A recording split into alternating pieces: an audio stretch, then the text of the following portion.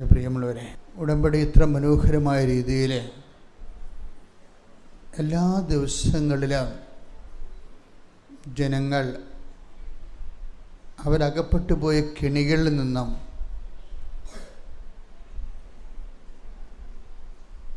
അവർ അകപ്പെട്ടു പോയ കുഴഞ്ഞ സീറ്റിൽ നിന്നും കർത്താവിൻ്റെ ഉറച്ച പാറമേലെ എടുത്തവരെ ഉയർത്തി നിർത്തിയ ഒത്തിരി സാക്ഷ്യങ്ങൾ. ബൈബിളിലെ ഒരു വാഗ്ദാനമാണ്, കുഴഞ്ഞ സീറ്റിൽ നിന്നും നിന്നെ പൊക്കിയെടുത്ത് ഉറച്ച പാറമേൽ നിർത്തും. ശ്രുതികട്ടെ ഹല്ലേലൂയ, യേശുവേ നന്ദി, ഹല്ലേലൂയ ഹല്ലേലൂയ ഹല്ലേലൂയ ഹല്ലേലൂയ ഹല്ലേലൂയ. യേശുവേ ആരാധന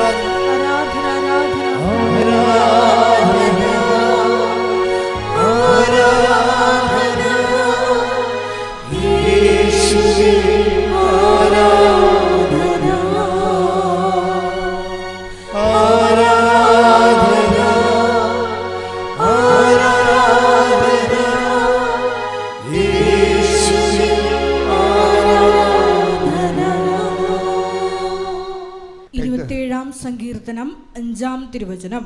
സങ്കീർത്തനം 27:5. ക്ലേശകാലത്ത് അവിടുന്ന് തന്റെ ആലയത്തിൽ എനിക്ക് അഭയം നൽകും. തന്റെ കൂടാരത്തിനുള്ളിൽ എന്നെ ഒളിപ്പിക്കും. എന്നെ ഉയർന്ന പാറമേൽ നിർത്തും. ഇപ്പം ക്ലേശകാലത്ത് ശത്രുക്കളുടെ കൈകളിൽ അകപ്പെടാതിരിക്കാൻ ഇസ്രായേൽക്കാർ ഓടിപ്പോയി രക്ഷപ്പെട്ടിരുന്ന സ്ഥലമാണ് ഉയർന്ന പാറ. വിശ്വാസ ജീവിതത്തിനും അവരുടെ ആധ്യാത്മികമായ അനുഭവം അങ്ങനെയാണ്. ദൈവം അവരെ കടങ്ങളിൽ നിന്നും മഹാരോഗങ്ങളിൽ നിന്നും ജീവിത ദുരിതങ്ങളിൽ നിന്നും രക്ഷപ്പെടുത്തുന്നത് ഉയർന്ന പാറമേൽ അവരെ കൊണ്ടുപോയി സുരക്ഷിതമായി നിർത്തുന്ന അനുഭവത്തോട് താരതമ്യം ചെയ്തുകൊണ്ടാണ് സങ്കീർത്തനം 27 അങ്ങനെ പാടുന്നത്. ഇത് ഉടമ്പടിയിലൊരു നിത്യസംഭവമാണ്. ആൾക്കാരെ ക്ലേശകാലത്ത് തൻ്റെ കൂടാരത്തെ ദൈവം സംരക്ഷിക്കുന്നു, ഉയർന്ന പാറമേൽ നിർത്തുന്നു. ഉടമ്പടി ഈ ക്ലേശകാലത്ത് നമ്മളെ പരിപൂർണമായി പെർഫെക്റ്റായിട്ട് സംരക്ഷിക്കുന്ന ഒരു കംപ്ലീറ്റ് കമ്മ്യൂണിക്കേഷൻ പാക്കേജ്, ദൈവമായിട്ട് കമ്മ്യൂണിക്കേറ്റ് ചെയ്യാൻ പറ്റുന്ന ഒരു കംപ്ലീറ്റ് പ്രോജക്റ്റാണ് ഉടമ്പടി. ഇത് അച്ഛൻ പറയണതല്ല, 2 സാമുവേൽ 23:5 അതിമഹാവചനമാണത്. ഉടമ്പടിയെ സംബന്ധിക്കുന്ന 2 സാമുവേൽ 23:5. അവിടുന്ന് എന്നോട് ശാശ്വതമായ ഉടമ്പടി ചെയ്തിരിക്കുന്നു. സുരക്ഷിതമായി സംവിധാനം ചെയ്ത ഉടമ്പടി. അവിടുന്ന് എന്റെ രക്ഷയും അഭിലാഷവും സാധിച്ചു തരും. അത് മനുഷ്യനിവിടെ 2 അടിസ്ഥാന കാര്യങ്ങളാണ് ഉള്ളത്. ഒന്ന് നിത്യരക്ഷ, രണ്ടാമത്തത് അനുദിന അഭിലാഷങ്ങൾ, അങ്ങനത്തെ ആവശ്യങ്ങൾ. 2 കാര്യങ്ങളെ നമുക്ക് നമ്മളുടെ മെയിൻ്റനൻസ് എവിടെയാണ് വരണത്? ഒന്ന് നമ്മുടെ അനുദിന ആവശ്യങ്ങൾ. അനുദിന ആവശ്യങ്ങളിൽ വീട്, ജോലി, വിവാഹം. ഞാൻ കഴിഞ്ഞ ദിവസങ്ങളിൽ സിംഗപ്പൂർ ധ്യാനിപ്പിക്കുകയായിരുന്നു. അപ്പോൾ അവരുടെ ഇൻറ്റൻഷൻസ് എല്ലാം അവിടെ PR-ൻ്റെ ഇൻറ്റൻഷൻസാണ് മെയിൻ ഇൻറ്റൻഷൻസ്. 30 കൊല്ലം അവിടെ താമസിക്കുന്ന മലയാളികൾക്കും പെർമനൻ്റ് റെസിഡൻസ് ഇല്ല. 30 കൊല്ലമായിട്ട് അവിടെ താമസിക്കുന്നവർക്കും പെർമനൻ്റ് റെസിഡൻസ് ഇല്ല. സ്ഥിരമായ ഒരു അവിടുത്തെ സിറ്റിസണിൻ്റെ, അവിടെ ആൾക്കാരെ 3ആയിട്ട് തിരിച്ചിരിക്കുക. സിറ്റിസൺ എന്ന് വെച്ചാൽ പൗരന്മാർ, പിന്നെ PR ഉള്ളവർ, പെർമനൻ്റ് റെസിഡൻസ് ഉള്ളവർ, പിന്നെ ഈ ന്യൂ കമേഴ്സ് ആയിട്ടുള്ളവർ. അവർ ശരിക്കും പറഞ്ഞാൽ ഫോറിനേഴ്സായിട്ടാണ് അവർ കൂട്ടണത്. അപ്പോൾ എന്താ പ്രശ്നം എന്ന് വെച്ച് കഴിഞ്ഞാൽ, ഈ പുതിയ ആൾക്കാർക്ക് ചികിത്സാ ചെലവ് ഒരു രോഗത്തിന് 5000 രൂപ വന്നു കഴിഞ്ഞാൽ സിറ്റിസൺസിന് വെറും 500 രൂപയെ വരത്തുള്ളൂ. ഇതിങ്ങനെ എല്ലാത്തിലും ഉണ്ട്. എല്ലാ താരിഫിലും ഈ ജീവിതത്തിൻ്റെ സേവകൾ ഇപ്പോൾ ആദ്യമായിട്ട് ചെല്ലുന്നവർക്ക് ഏണിങ് ഉണ്ടാക്കാൻ വലിയ പാടാണ്. കുടുംബമായിട്ടൊക്കെ അവിടെ ജീവിക്കാൻ പാടാണ്. അല്ലെങ്കിൽ എല്ലാവർക്കും ജോലി ഉണ്ടാകണം. ഇപ്പോൾ നിങ്ങളിങ്ങനെ ചാടിക്കയറി ഇന്ത്യ വിട്ട് പോകുമ്പോൾ എപ്പോഴും ശ്രദ്ധിക്കേണ്ടത് അവരെല്ലാം സേഫാണെന്ന് നിങ്ങൾ ധരിക്കരുത്. അവർക്ക് വേണ്ടി പ്രാർത്ഥിക്കണമെന്നാണ് ഞാൻ എനിക്ക് പറയാനുള്ളത്. കുറേ പേര് ഓക്കെയാണ്, പക്ഷേ എല്ലാവരും അതുപോലെ ഓക്കെ അല്ല. നിങ്ങളൊക്കെ പൈസ ചോദിക്കുമ്പോൾ ചിലപ്പോൾ അവർ ലോൺ എടുത്തായിരിക്കും നിങ്ങൾക്ക് തരണത്. കാരണം നിങ്ങളവരെ കാണുന്നത് എങ്ങനെയാണ്? വിദേശത്ത് ജോലിയുള്ളവരായിട്ടല്ലേ കാണുന്നത്. അവരിവിടെ നിലനിന്ന് പോകാൻ എന്തുമാത്രം പാടുപെടണമെന്നുണ്ട് അവർക്ക് മാത്രമേ അറിയത്തുള്ളൂ. അങ്ങനെ ഓരോരോ ഞാനിവിടെ ചെന്നപ്പോൾ രസമുണ്ടായി. എനിക്ക് ചിരി വന്നത്, ഒരു കാറിന് $50,000, അതിൻ്റെ ടാക്സ് $1,00,000. എങ്ങനെയാണ് ഇത് ശരിയാകണത്? ഒരു കാറിന് $50,000, അതിൻ്റെ ടാക്സ് $1,00,000. അപ്പം ഞാൻ ചോദിച്ചു, ഇതെന്താണ് ഇങ്ങനെ വരണമെന്ന് ചോദിച്ചു. ഇപ്പം നമുക്കിപ്പോൾ 15 കൊല്ലത്തെ ടാക്സ് വാങ്ങിക്കുമ്പോൾ തന്നെ നമ്മുടെ മൂക്കും മുഞ്ഞിയൊക്കെ ചുളിഞ്ഞ് ചളങ്ങി വരണമുണ്ടല്ലേ. ഗവൺമെൻറ് നമ്മുടെയൊക്കെ ഒന്ന് 15 വർഷത്തെ ടാക്സ് എടുക്കുമ്പോൾ തന്നെ നമ്മൾ മൂക്കൊക്കെ ഒരു ചുണ്ട് ഒരു വശത്തേക്ക് മാറും, ചളങ്ങി വരും. പക്ഷെ നോക്കി എന്തൊക്കെ ഉണ്ടായ കാര്യം വെച്ചാൽ എല്ലാവരും സ്ഥലം കുറവേ ഉള്ളൂ, അവിടെ സ്ഥലം കുറവേ ഉള്ളൂ. അതുകൊണ്ട് ആൾക്കാരെല്ലാം വണ്ടി എടുക്കാൻ ഗവൺമെൻറ് ആഗ്രഹിക്കുന്നില്ല. നിങ്ങൾ പബ്ലിക് ട്രാൻസ്പോർട്ട് ഉപയോഗിക്കാൻ പറഞ്ഞിരിക്കുകയും പബ്ലിക് ട്രാൻസ്പോർട്ട് ഉപയോഗിച്ചാൽ മതി, ആരും വണ്ടി എടുത്ത് കറങ്ങണ്ടെന്നാണ് പറയണത്. കാര്യം സ്ഥലമില്ല, വണ്ടി പാർക്ക് ചെയ്യാൻ പോലും സ്ഥലമില്ല. അപ്പോൾ അതുകൊണ്ട് അവർ ടാക്സ് ഇരട്ടിയാക്കി വെച്ചിരിക്കുകയും. അപ്പോൾ ഈ വിചിത്ര വാർത്തകളൊക്കെ കേൾക്കുമ്പോൾ നമുക്ക് തോന്നും നമ്മൾ എന്തുമാത്രം മനോഹരമായ ജീവിതമാണ് ഇവിടെ ഇന്ത്യയിൽ ജീവിക്കണത്. എന്തൊരു മനോഹരമാണെന്ന് വെച്ചാൽ സഹിക്കാൻ പറ്റാത്ത അത്രയും നല്ല മനോഹരമാണ്.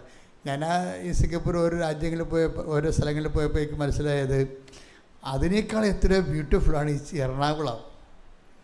എറണാകുളത്തുനിന്ന് തുറമുഖത്തുനിന്ന് നമ്മൾ നേരെ പോയാൽ നമ്മൾ ആ പക്ഷിസങ്കേതം വരെ കോതമംഗലം വരെ പോകുമ്പോൾ ഒരു വലിയൊരു സാമ്രാജ്യത്തിലാണ് നമ്മൾ ജീവിക്കുന്നത്. അതിമനോഹരവും നൈസർഗികവും ഇങ്ങനെ ക്രിയേറ്റഡ് ആയിട്ടുള്ള, കൃത്രിമമല്ല, മനോഹരമായ സ്വന്തം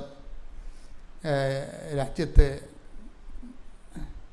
ഇപ്പോൾ ചില സമയത്ത് ആൾക്കാർക്കൊക്കെ ഭയങ്കര സ്ട്രെസ്സാണ് അവിടെ. അപ്പോൾ ഞാൻ അവിടുത്തെ അച്ഛനോട് പറഞ്ഞു, ഈ സ്ട്രെസ്സിൻ്റെ ഒരു കാരണം എന്താണ്? ഇവരെല്ലാവരും എനിക്ക് മനസ്സിലായത് ഒരു ഡ്രസ്സുണ്ട്, ജോലിയുടെ ഡ്രസ്സുണ്ട്, അതെല്ലാ കാലത്തും എല്ലായിടത്തും ഉണ്ട്, എല്ലാ രാജ്യങ്ങളും. നമുക്കില്ല ഡ്രസ്സ്. പക്ഷെ നമുക്ക് ഡ്രസ്സ് വന്നാൽ ഇറങ്ങി നടക്കാം വഴിയിലോട്ട്, നാട്ടുകാരെ കാണാം, സംസാരിക്കാം, കുറച്ച് സങ്കടം പറയാം. അപ്പോഴൊക്കെ ഇതെന്ന് വെച്ചാൽ ഒരു ഫ്ലാറ്റിൽ ഇങ്ങനെ കെട്ടി മേലോട്ട് പൊക്കിയിരിക്കുക. അതുകൊണ്ട് ഗുണമുണ്ട്, സുനാമിയൊക്കെ വന്നാൽ അവർ രക്ഷപ്പെടും. നമ്മൾ ഇപ്പോൾ ഓടേണ്ടി വരത്തില്ല. എല്ലാവരും ഫ്ലാറ്റിൽ, എല്ലാം ഫ്ലാറ്റാണ്, 10-70 നിലയുള്ള ഫ്ലാറ്റുകളാണ് അത് താമസിക്കുന്നത്. അപ്പോൾ ഞാനൊക്കെ കുറച്ച് സേഫാണല്ലോ ഇത്, ഇപ്പോൾ ഒരു സുനാമിയൊക്കെ വന്നാൽ രക്ഷപ്പെടുമല്ല എന്ന് വിചാരിച്ചു. പക്ഷേ എന്തെങ്കിലും ഒരു ഡ്രസ്സ് വന്നാൽ ഈ ഫ്ലാറ്റിനകത്ത് കിടന്ന് കറങ്ങി കളിക്കുകയുള്ളൂ, ഒരു കൂട്ടിലകപ്പെട്ട കിളിയെപ്പോലെ. അപ്പോൾ ഡ്രസ്സ് കൂടും. ഡ്രസ്സിങ്ങനെ ഈ വികീരണം ചെയ്ത് പോകാനുള്ള ഒരവസ്ഥ അവിടെ ഇല്ല. അതുകൊണ്ടാണ് ചില ആൾക്കാർക്ക് ഷോക്ക് അബ്സോർബ് ചെയ്യാൻ ഉള്ള സംവിധാനങ്ങൾ കുറവായത് കാരണം മനുഷ്യൻ പൊതുവെ ഡ്രസ്സാണ്. ഈ ഉടമ്പടിക്കുണ്ടാകുന്ന പ്രശ്നം, ഈ ഡ്രസ്സുകാരെയൊക്കെ ഉടമ്പടി എങ്ങനെ കൈകാര്യം ചെയ്തു കഴിഞ്ഞാൽ ഇതിൻ്റെ അകത്ത് അഭിഷേകത്തിൻ്റെ ഒരു കണ്ടൻ്റ് ഉണ്ട്. ഇപ്പം നമുക്കറിയാം, ആധ്യാത്മികത വളരുമ്പോൾ ഫസ്റ്റ് സെക്ഷനിൽ ബ്ലെസ്സിങ്സാണ് വരുന്നത്, അനുഗ്രഹങ്ങൾ. ഉടമ്പടിക്കും അങ്ങനെയല്ലേ, അനുഗ്രഹങ്ങളാണ് വരുന്നത്. ഈ അനുഗ്രഹങ്ങൾ എല്ലാ കാലങ്ങളിലും ദൈവം തരും.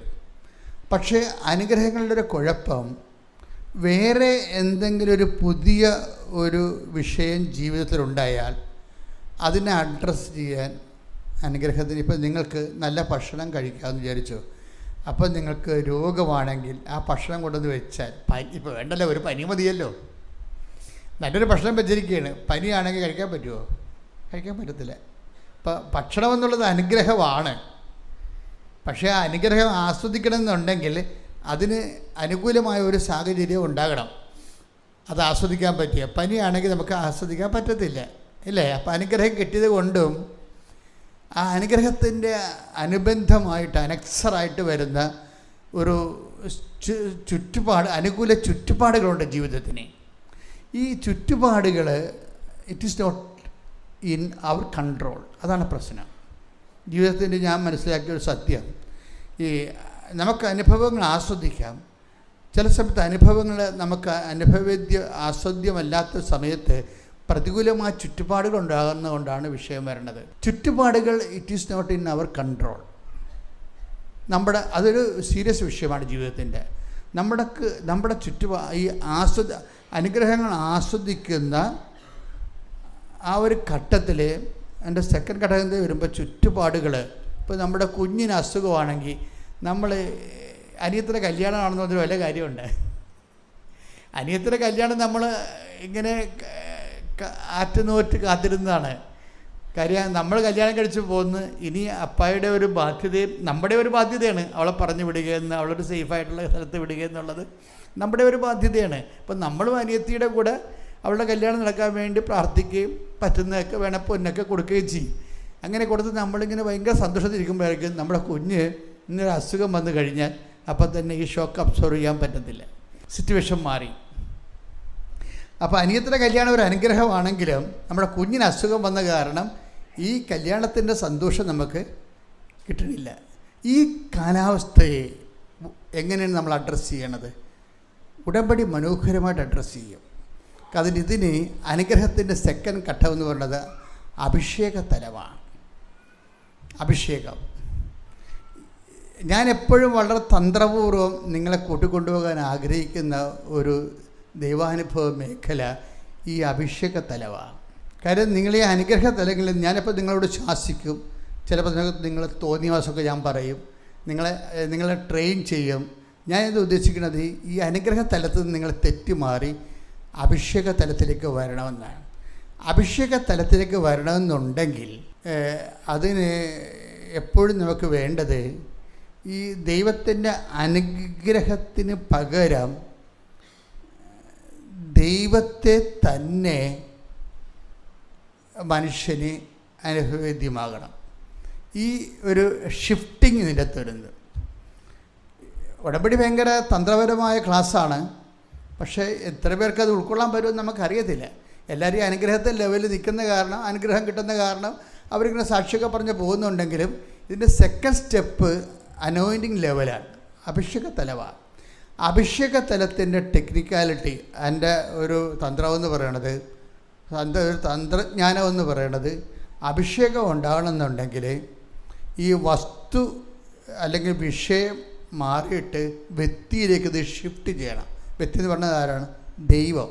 ദൈവമായിരിക്കണം ഈ നമ്മുടെ ദൈവത്തിൻ്റെ അനുഗ്രഹത്തെക്കാൾ നമുക്ക് പ്രാധാന്യമായിട്ട് വരേണ്ടത്.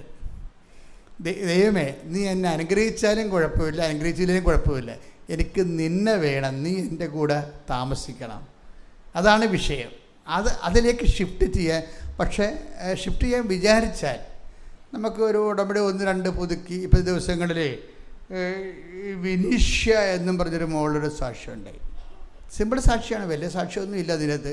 കാര്യം അവൾ ചെറുപ്പക്കാരുടെ സാക്ഷ്യം അത്ര ആഴപ്പെട്ട സാക്ഷ്യമൊന്നും അവർ പറയത്തില്ല. പക്ഷേ അവിടെ ലൈഫുമായിട്ട് ബന്ധപ്പെട്ട കാര്യങ്ങൾ അവർ പറയും. എനിക്ക് ചെറുപ്പക്കാരുടെ സാക്ഷ്യം ഭയങ്കര ഇഷ്ടമാണ്. എന്ന് വെച്ച് കഴിഞ്ഞാൽ അവരിങ്ങനെ ഈ ജീവിതവും ലോകവുമായിട്ട് ഏറ്റുമുട്ടി പരിക്കേറ്റ വലിയ ദൈവാനുഭവത്തെക്കുറിച്ചൊന്നും അവർക്ക് അറിയത്തില്ലെങ്കിലും അവരുടെ എഡ്യൂക്കേഷൻ ലെവലിലെ കുറേ സാക്ഷ്യങ്ങൾ, പ്രൊഫഷണൽ ലെവലിലെ കുറേ സാക്ഷ്യങ്ങൾ പറയും. അത് യൂത്തിനത് ആവശ്യമാണ്. അതുകൊണ്ട് ഞാനത് ശ്രദ്ധിക്കും. വിനീഷ്യയുടെ സാക്ഷ്യം ഒന്ന്, വിനീഷ്യ ഒരു മാസ്റ്റർ ഡിഗ്രി എടുത്ത ആളാണ്. പുള്ളിയുടെ ആധ്യാത്മിക നിലവാരം പുള്ളി പറയുന്നുണ്ട്. ഞാൻ കുടുംബപ്രാർത്ഥനക്കൊന്നും ഇരിക്കത്തില്ല, മാതാവിനോട് പ്രത്യേക ഡിവോഷനൊന്നുമില്ല, അതിൻ്റെ ആവശ്യമുണ്ടെന്ന് എനിക്ക് തോന്നിയിട്ടില്ല. അത് കൃത്യമായിട്ടാണല്ലോ കാര്യങ്ങൾ പറയണത്. അവിടെ ലെവൽ അതാണ്. ഞാൻ കുടുംബപ്രാർത്ഥനയ്ക്ക് ഇരിക്കത്തില്ല. ഇരിക്കത്തില്ലെന്നല്ല, she has not trained such a way. ആ രീതിയിൽ അവൾ ട്രെയിൻ ചെയ്തിട്ടില്ല. ട്രെയിൻ ചെയ്തെടുക്കണമെന്നുണ്ടെങ്കിൽ അതിൻ്റെ ഒരു ഡിസബിലിറ്റിയൊക്കെ ഉണ്ടെങ്കിൽ മാത്രമേ നമുക്ക് ആൾ ട്രെയിൻ ചെയ്യാൻ പറ്റത്തുള്ളൂ. അപ്പം അതുകൊണ്ട് ഇവരിങ്ങനെ ട്രെയിനിങ്ങിന് വിധേയമാകുന്ന ആളല്ല. അതുകൊണ്ട് അപ്പം പറഞ്ഞാൽ കേൾക്കത്തില്ല, അമ്മ പറഞ്ഞാൽ കേൾക്കത്തില്ല, പ്രാർത്ഥനയ്ക്ക് വിളിച്ചാൽ വരത്തില്ല, അവർക്ക് ഇഷ്ടമുള്ള കാര്യം ചെയ്തുകൊണ്ടിരിക്കും. പക്ഷേ നമുക്ക് അങ്ങ് ഇഷ്ടമുള്ള കാര്യം ചെയ്തുകൊണ്ടിരിക്കണമെന്ന് പറഞ്ഞാലും ദൈവത്തിന് പകരം നമുക്ക് വേറെ ഒന്നുമില്ല. അതാണ് അതിൻ്റെ അകത്ത് വരുന്ന സബ്സ്റ്റിറ്റ്യൂട്ട്. ഇപ്പം നമുക്കിഷ്ടമുണ്ട് ഇഷ്ടമില്ല, താല്പര്യമുണ്ട് താല്പര്യമില്ല എന്നൊക്കെ പറഞ്ഞിട്ടും ഈ മനുഷ്യന്മാർക്ക് ഇങ്ങനെയുള്ള അവസ്ഥ ഉണ്ടാകുമെന്ന് ദൈവത്തിന് അറിയാം. കാര്യം മനുഷ്യന് ഓരോ സമയത്ത് അവനവൻ്റെ ഇഷ്ടം അനുസരിച്ചുകൊണ്ട്. അതുകൊണ്ടാണ് ഈ ഹൃദയം ഇടിപ്പിൻ്റെ കാര്യത്തിൽ നമുക്ക് കമാൻഡ് റെഗുലേഷൻ തരാഞ്ഞ കാര്യം അതാണ്. ഇപ്പം ചോറ് കഴിക്കണമെങ്കിൽ വാ പൊളിക്കാതിരുന്നു കഴിഞ്ഞാൽ ചോറ് കഴിക്കത്തില്ല, ഓക്കെ. പക്ഷേ എന്നാൽ നമുക്ക് കുറച്ച് നാൾ ജീവിക്കാൻ പറ്റും. ആരെങ്കിലും പിടിച്ചു തല്ലി നമ്മളെ തീറ്റിക്കുക ആൾക്കാർ. പക്ഷേ ഈ ഉദ്ദേശത്തിൽ തന്നെ കഴിക്കാൻ പറ്റത്തില്ല എന്നുള്ള ആ ഒരു സ്വാതന്ത്ര്യവും അധികാരവും ഹൃദയത്തിന് കൊടുത്തില്ലല്ലോ ദൈവം. പ്രാർത്ഥിച്ചാലും പ്രാർത്ഥിച്ചില്ലേലും നമുക്ക് വരുന്ന പ്രശ്നം ദൈവത്തിന് സബ്സ്റ്റിറ്റ്യൂട്ട് ഇല്ല. അതാണ് ഏറ്റവും വലിയ വിഷയം. ദൈവത്തിന് പകരം നമുക്ക് എന്തെല്ലാം കാര്യമുണ്ട്. ഇപ്പം കിഡ്നിക്ക് പകരം കിഡ്നി വരാൻ പോകുന്നു അല്ല, പുതിയ കിഡ്നി. ഒരു കാര്യം മാത്രമേ ഉള്ളൂ, ബ്ലഡ് ശുദ്ധീകരിക്കുന്ന ഒരു പ്രക്രിയ നടക്കത്തില്ലെന്നേ ഉള്ളൂ. അല്ലെങ്കിൽ ഹൃദയം മാറ്റി വെക്കണ പോലെ ഇപ്പം കിഡ്നി മാറ്റി വെക്കാൻ പോകുന്നുണ്ട്. അതിൻ്റെ പരീക്ഷ നടന്നുകൊണ്ടിരിക്കുകയാണ്. ആടുകളിലും പൂച്ചകളിലും അതിൻ്റെ പരീക്ഷ നടന്നു കഴിഞ്ഞു. അപ്പോൾ ഇനി മനുഷ്യരിലേക്ക് വരുമ്പോൾ വരുന്ന ഇടയ്ക്ക് ഈ നമ്മുടെ ബ്ലഡ് ശുദ്ധീകരിക്കുന്നുണ്ട് കിഡ്നി. ദൈവം എന്തെല്ലാം ഈ ശാസ്ത്രം എന്ന് പറയുമ്പോൾ എനിക്ക് ചിരി വരും. ശാസ്ത്രം എന്ന് പറഞ്ഞാൽ എന്ന സംഭവം? ദൈവം ചെയ്ത് വെച്ചിരിക്കുന്ന കാര്യങ്ങൾ ഇവർ കണ്ടുപിടിക്കണാണ് ചെയ്യണത്. അത് കണ്ടുപിടുത്തമല്ല, ഇറ്റ് ഈസ് ദെയർ. ഇവരുണ്ടാക്കിയതല്ല. ദൈവം ചെയ്ത് വെച്ചിരിക്കുന്ന കാര്യങ്ങൾ ഇവർ കണ്ടുപിടിക്കുന്നു. നമ്മുടെ വീട്ടിൽ എവിടെയെങ്കിലും എന്തെങ്കിലും ഒരു പൊതി വെച്ചിട്ടുണ്ടെങ്കിൽ നമ്മൾ പെട്ടി തുറന്ന് നോക്കുന്നു, അത്രേ ഉള്ളൂ. പെട്ടി തുറന്നും പറഞ്ഞ് ആ പൊതി ഉണ്ടാക്കിയ ആൾ വേറെയല്ലേ. അപ്പം അത്രയേ ഉള്ളു കാര്യങ്ങൾ. അപ്പോൾ ഈ വിഷയം അപ്പോൾ ഇങ്ങനെ ഓരോ സംഭവത്തിനും ഡ്യൂപ്ലിക്കേറ്റ് ഉണ്ടാക്കാൻ പറ്റും. ഓരോ കാര്യത്തിന്, ഹൃദയത്തിന് ഒരു ഡ്യൂപ്ലിക്കേറ്റ് ഉണ്ടാക്കാൻ പറ്റും, കിഡ്നിക്ക് ഉണ്ടാക്കാൻ പറ്റും. പക്ഷേ എങ്ങനെ ഡ്യൂപ്ലിക്കേറ്റ് ഉണ്ടാക്കിയാലും ദൈവത്തിന് സബ്സ്റ്റിറ്റ്യൂട്ട് ഉണ്ടാക്കാൻ പറ്റത്തില്ല. നീ പ്രാർത്ഥിച്ചാലും പ്രാർത്ഥിച്ചില്ലെങ്കിലും നിനക്ക് നഷ്ടം. നീ ഈ ജീവിതത്തിൻ്റെ ഏതെങ്കിലും മണ്ഡലങ്ങളിൽ ദൈവം, കർത്താവ് എന്താ പറഞ്ഞത്?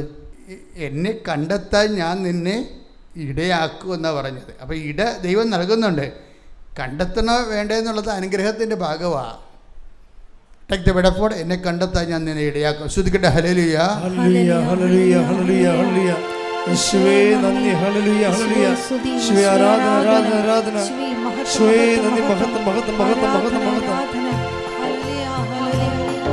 സന്തോഷത്തിൽ കൈയടിച്ചുകൊണ്ട് ഒരുമിച്ച് പാടാം. നല്ല പ്രഭാതമാണ്.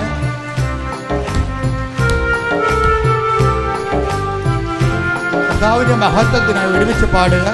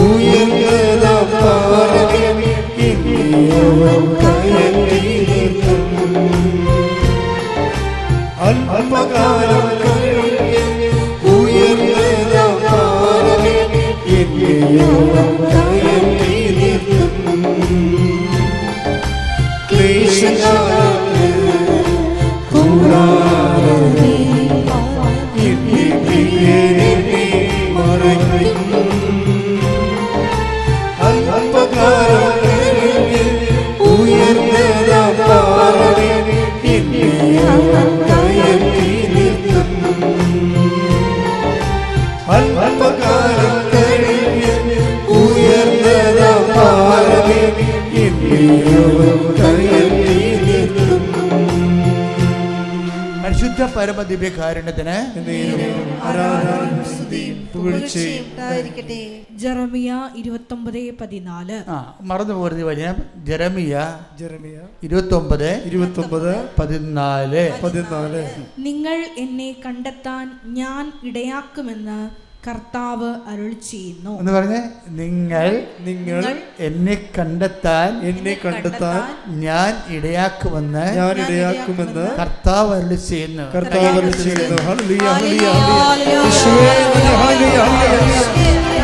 സന്തോഷത്തോടെ വെറുതെ പാടുക.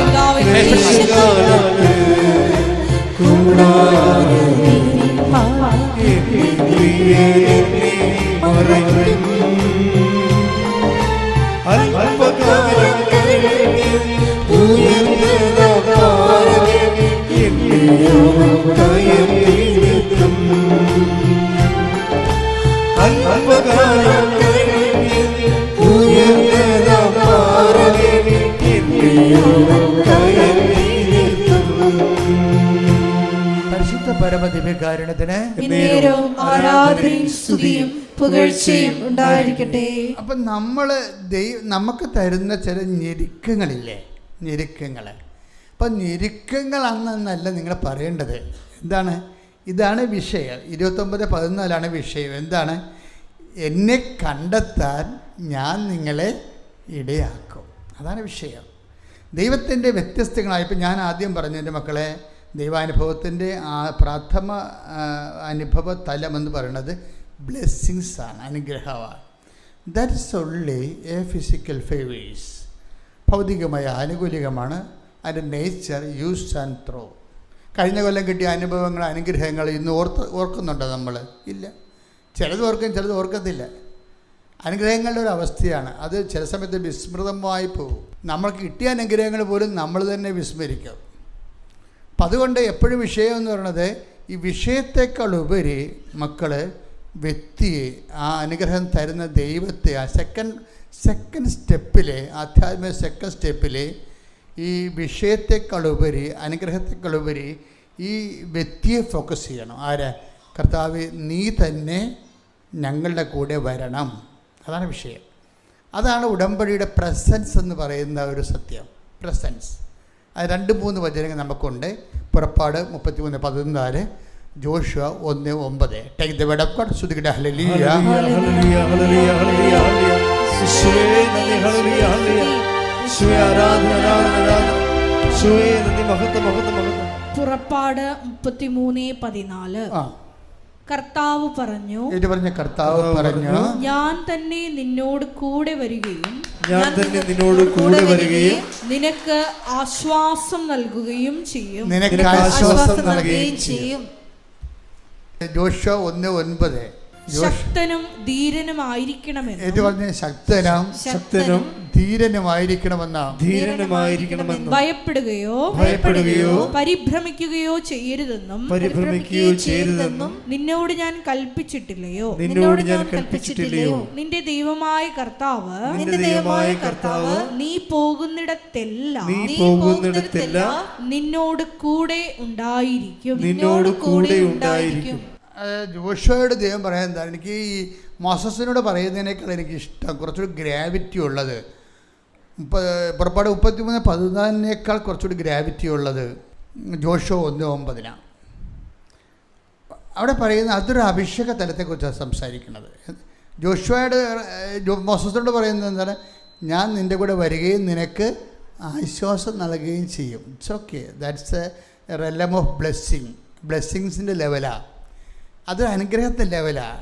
ആശ്വാസം നൽകുകയും ചെയ്യും. അതായത് പുറപ്പാട് 33:14.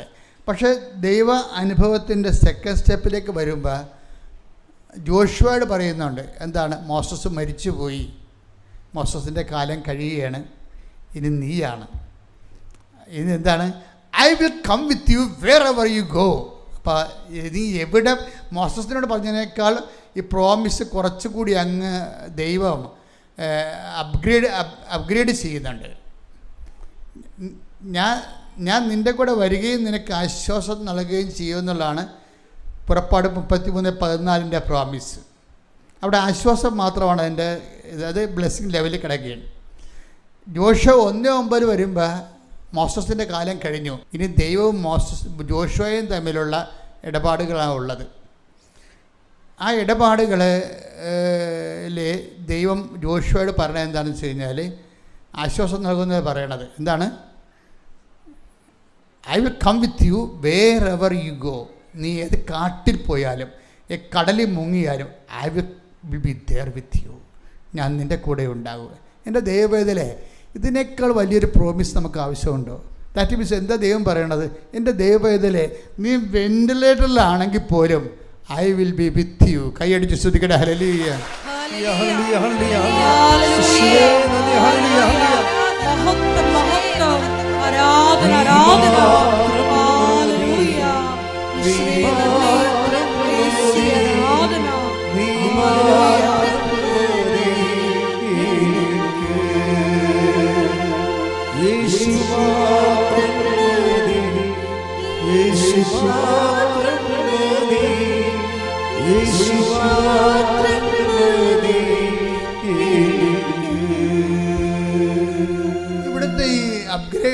ഷിഫ്റ്റിങ്ങും വളരെ സൂക്ഷ്മതയോടെ പരിശോധിക്കണം.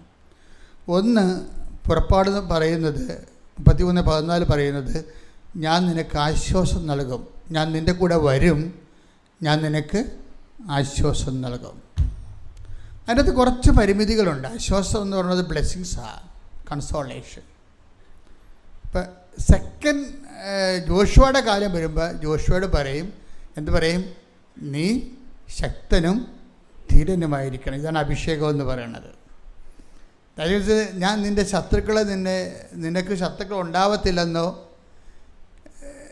ശത്രുക്കളില്ലാത്ത സ്ഥലത്തുകൂടി ഞാൻ നിന്നെ കൊണ്ടുപോകുന്നോ ഒന്നും അല്ല പറയണത്. അതാണ് വിഷയം. രോഗങ്ങൾ നിനക്ക് ഉണ്ടാവത്തില്ലെന്നോ രോഗങ്ങളില്ലാത്ത ഒരു സ്ഥലത്ത് കൂടി ഞാൻ നിന്നെ കൊണ്ടുപോകുന്നു അങ്ങനെ പ്രോമിസില്ല. ഇവിടെ എന്താ പറയണത്? രോഗങ്ങളൊക്കെ ഭൂമിയിൽ ഉണ്ടാകുമ്പോൾ ഉണ്ടാകും, ക്ലേശങ്ങളുണ്ടാകും. ഈശോയും ആ ലെവലിൽ ആ നിലവാരത്തിൽ തന്നെയാണ് ഈശോയും നിൽക്കുന്നത്. എന്താണ്? ലോകത്ത് നിങ്ങൾക്ക് ഞെരുക്കങ്ങൾ ഉണ്ടാകും. ശ്രുതികട ഹല്ലേലൂയ, ഹല്ലേലൂയ, ഹല്ലേലൂയ, ഹല്ലേലൂയ, ഹല്ലേലൂയ. യേശുവേ നന്ദി, ഹല്ലേലൂയ, ഹല്ലേലൂയ, യേശുവേ ആരാധന, ഹല്ലേലൂയ, ഹല്ലേലൂയ, ഹല്ലേലൂയ. യേശുവേ ആരാധന. യോഹന്നാൻ 16:33. യോഹന്നാൻ 16:33. നിങ്ങൾ എന്നിൽ സമാധാനം കണ്ടെത്തേണ്ടതിനാണ്. എന്തൊരു ബ്യൂട്ടിഫുൾ ആണെന്ന് ചോദിക്കേ. നിങ്ങൾ എൻ്റെ അനുഗ്രഹത്തിൽ സമാധാനം കണ്ടെത്താനല്ല പറയണത്. നിങ്ങൾ ഷിഫ്റ്റ് ചെയ്യുന്നുണ്ട്, ആൾ വ്യക്തിയിലേക്ക് ഷിഫ്റ്റ് ചെയ്യാനുണ്ട്. അപ്പോൾ നിങ്ങൾക്ക് ജോലി എന്ന് പറഞ്ഞാൽ നിങ്ങൾ ജോലി വീട് വിവാഹം ജപ്റ്റ് മാറണം. നിങ്ങൾ എന്നിട്ട് ഈ വിഷയത്തിൽ നിന്ന് ഷിഫ്റ്റ് ചെയ്തിട്ട് എന്താ പറയണത്? നിങ്ങൾ എൻ്റെ അനുഗ്രഹത്തിലല്ല സമാധാനം കണ്ടെത്തേണ്ടത്, പിന്നെ എന്താണ്? നിങ്ങൾ എന്നിൽ സമാധാനം കണ്ടെത്തണം. കൈയടിച്ച് സ്തുതിക്കട്ടെ. ഹല്ലേലൂയ, ഹല്ലേലൂയ, ഹല്ലേലൂയ, ഹല്ലേലൂയ. യേശുവേ നന്ദി, ഹല്ലേലൂയ, ഹല്ലേലൂയ.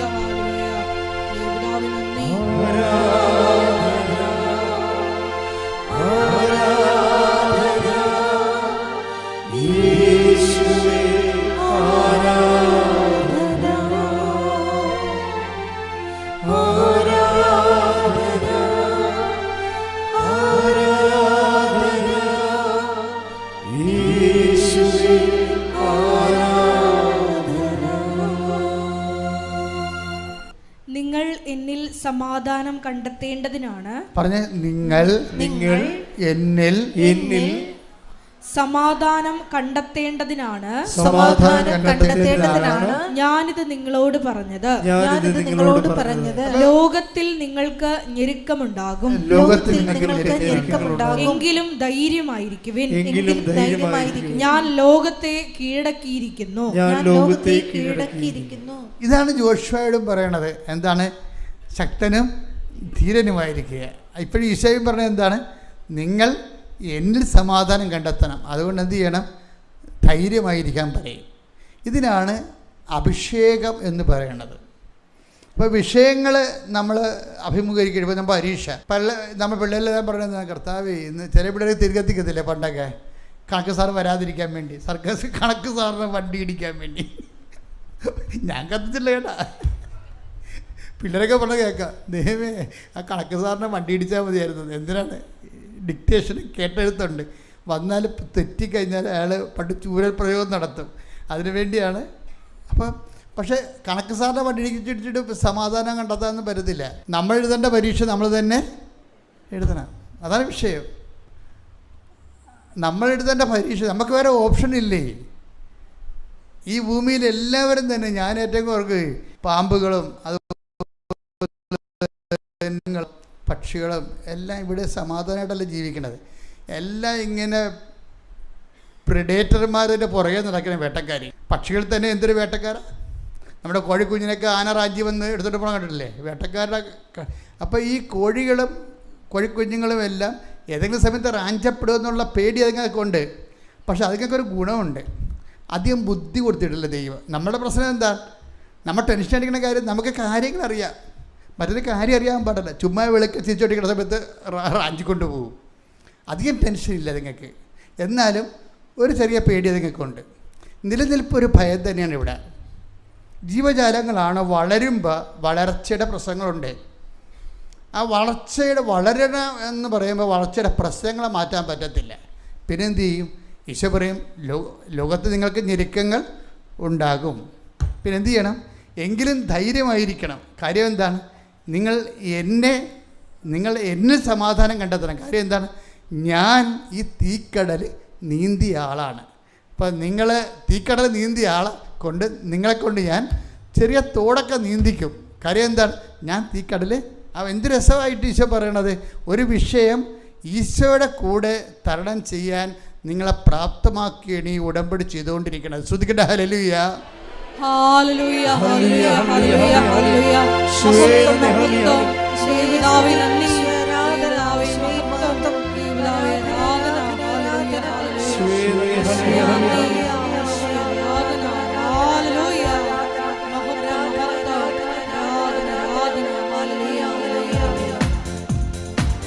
കൈയടിച്ചുകൊണ്ട്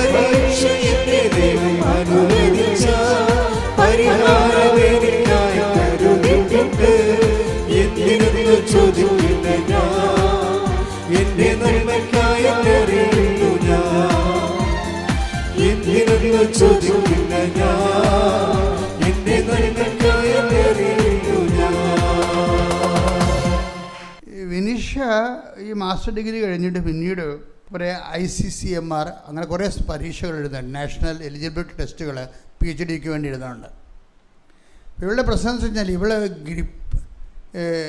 മാസ്റ്റർ ഡിഗ്രി കഴിഞ്ഞിട്ട് പിന്നീട് PhD എടുക്കണം. അതൊരു പ്രോസസ്സിങ്ങാണ്. അത് ചിലപ്പോൾ പിന്നെ വല്ല അസിസ്റ്റൻ്റ് പ്രൊഫസറോ വല്ലതൊക്കെ ആയിട്ട് കയറാൻ പറ്റുമായിരിക്കും. അപ്പോൾ ആ ഒരു ഉദ്ദേശത്തിലാണ് പോകണമെങ്കിലും ഈ PhDയുടെ ആ പ്രോസസ്സിൽ മുമ്പത്തേക്കാൾ സിലബസ് കട്ടിയായി. വെറുതെ എന്തെങ്കിലുമൊക്കെ നോക്കിയിട്ട് പോയി എഴുതാനൊന്നും പറ്റത്തില്ല. ചോദ്യങ്ങളൊക്കെ എല്ലാം കൃത്യമായ മറുപടി കൊടുക്കണം.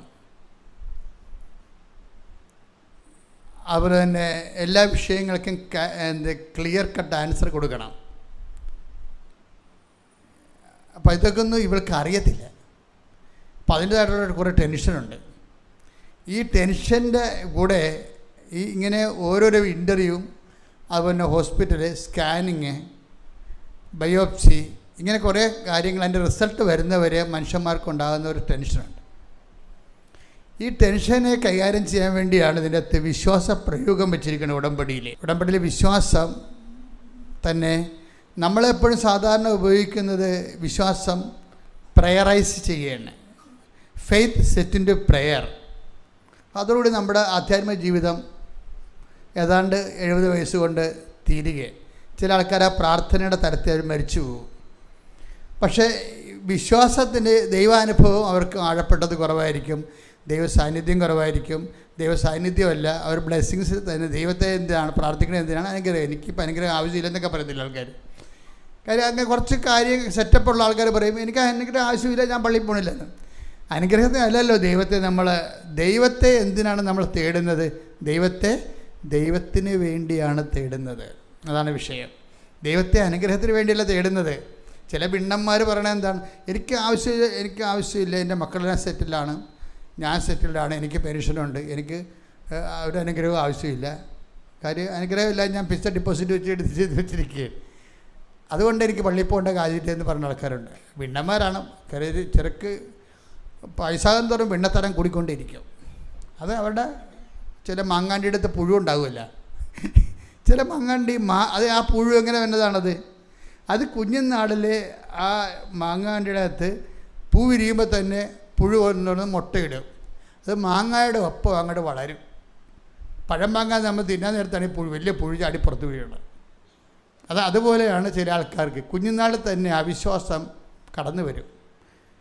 കുഞ്ഞുനാളിൽ തന്നെ അവിശ്വാസം വരും. ഒന്നെങ്കിൽ അപ്പൻ്റെ ജീവിതമായിരിക്കും, ചിലപ്പോൾ പാർട്ടി ജീവിതമായിരിക്കും. അവിടുത്തെ ഹൃദയത്തിൽ ഞാനൊരു വീട്ടിൽ വെഞ്ചരിക്കാൻ ചെന്നപ്പോഴുണ്ട് 3 തിരുക്കുടുംബം ഇരിക്കുക, മാർക്സ് ഏംഗൽസ് താടിയുള്ളതി. ഞാൻ സാധനം പറഞ്ഞു, നിങ്ങൾ വെഞ്ചരിക്കണ ഇത് പാട്ടിക്കുടുംബമാണെങ്കിൽ ഓക്കെ, എനിക്ക് പ്രശ്നമില്ല, എന്താ പ്രശ്നം, അത് നിങ്ങളുടെ ആധ്യാത്മിക വിഷയങ്ങളാണ്. നിങ്ങൾക്കിത് വെഞ്ചരിക്കണമെന്നുണ്ടെങ്കിൽ തിരുസുഖം പ്രതിഷ്ഠിക്കണമെന്ന് പറയും. അപ്പോൾ അതിൻ്റെ അകത്ത് അപ്പം അയാൾ അത് വെച്ച ആൾ ഇറങ്ങിപ്പോയി. പിന്നെ ഭാര്യ കൊണ്ടുവന്ന് രൂപം പ്രതിഷ്ഠിച്ച് വെഞ്ചരിച്ച്. അപ്പം കുഞ്ഞുനാൾ തന്നെ ഇത് കണ്ടാണ് കുഞ്ഞുങ്ങൾ വളരണത്. അപ്പോൾ ഈ പൂവിൻ്റെ അകത്ത് തന്നെ കൊണ്ടുവന്ന് നിരീശ്വരത്ത് തന്നെ മുട്ടയിട്ടിരിക്കുകയാണ്. അപ്പോൾ ഇത് വളരുന്നതനുസരിച്ചതിൻ്റെ ഒപ്പം അപ്പം നിങ്ങൾക്ക് പലർക്കും ദൈവത്തെ കണ്ടെത്താൻ കഴിയാത്തതിൻ്റെ കാരണം കുഞ്ഞുനാളിൽ കിട്ടിയ ദൈവാനുഭവം ഇല്ലാത്ത മാതാപിതാക്കന്മാരുടെ വളർച്ചയാണ്. അത് ഇനിയുള്ള കാലത്ത് കൂടുകയുള്ളൂ, കുറയത്തില്ല. ഇനിയുള്ള കാലത്ത് കൂടുകയുള്ളൂ. കാര്യം നിങ്ങൾ മാതാപിതാക്കന്മാരുടെ ഏറ്റവും വലിയ ഡ്യൂട്ടി എന്ന് പറയുന്നത് കുഞ്ഞുങ്ങൾക്ക് വിശ്വാസം കൈമാറി കൊടുത്താൽ നിങ്ങളുടെ കംപ്ലീറ്റ് ജോലി തീർന്ന്. നിങ്ങളുടെ അത് 12 വയസ്സ് വരെയാണ് എന്താ ടൈം. 12 വയസ്സ്, 13 വയസ്സല്ല, 12 വയസ്സ് കുഞ്ഞുങ്ങൾക്ക് വിശ്വാസം നിങ്ങൾ കൈമാറി കൊടുത്താൽ, ഞാൻ എപ്പോഴും എൻ്റെ ജീവിതത്തിൽ കണ്ടിട്ടുള്ള കാഴ്ചയാണ്. അതായത് എൻ്റെ അപ്പൻ ഞങ്ങൾക്ക് അന്നുണ്ടായിരുന്ന 1 ഏക്കർ സ്ഥലത്ത് അപ്പനിങ്ങനെ എല്ലാ സമയത്തും കർഷകപ്പണിയാണ്, നിറച്ച് വാഴയും കാച്ചിലും ചേമ്പും ഒക്കെയാണ് വീട്ടിൽ. അപ്പൻ ഒരിക്കലും അപ്പനെ കാണുമ്പോഴെപ്പോഴും മുണ്ട് കൊടുത്ത് കത്തി പിടിച്ചിരിക്കണം കാണാം.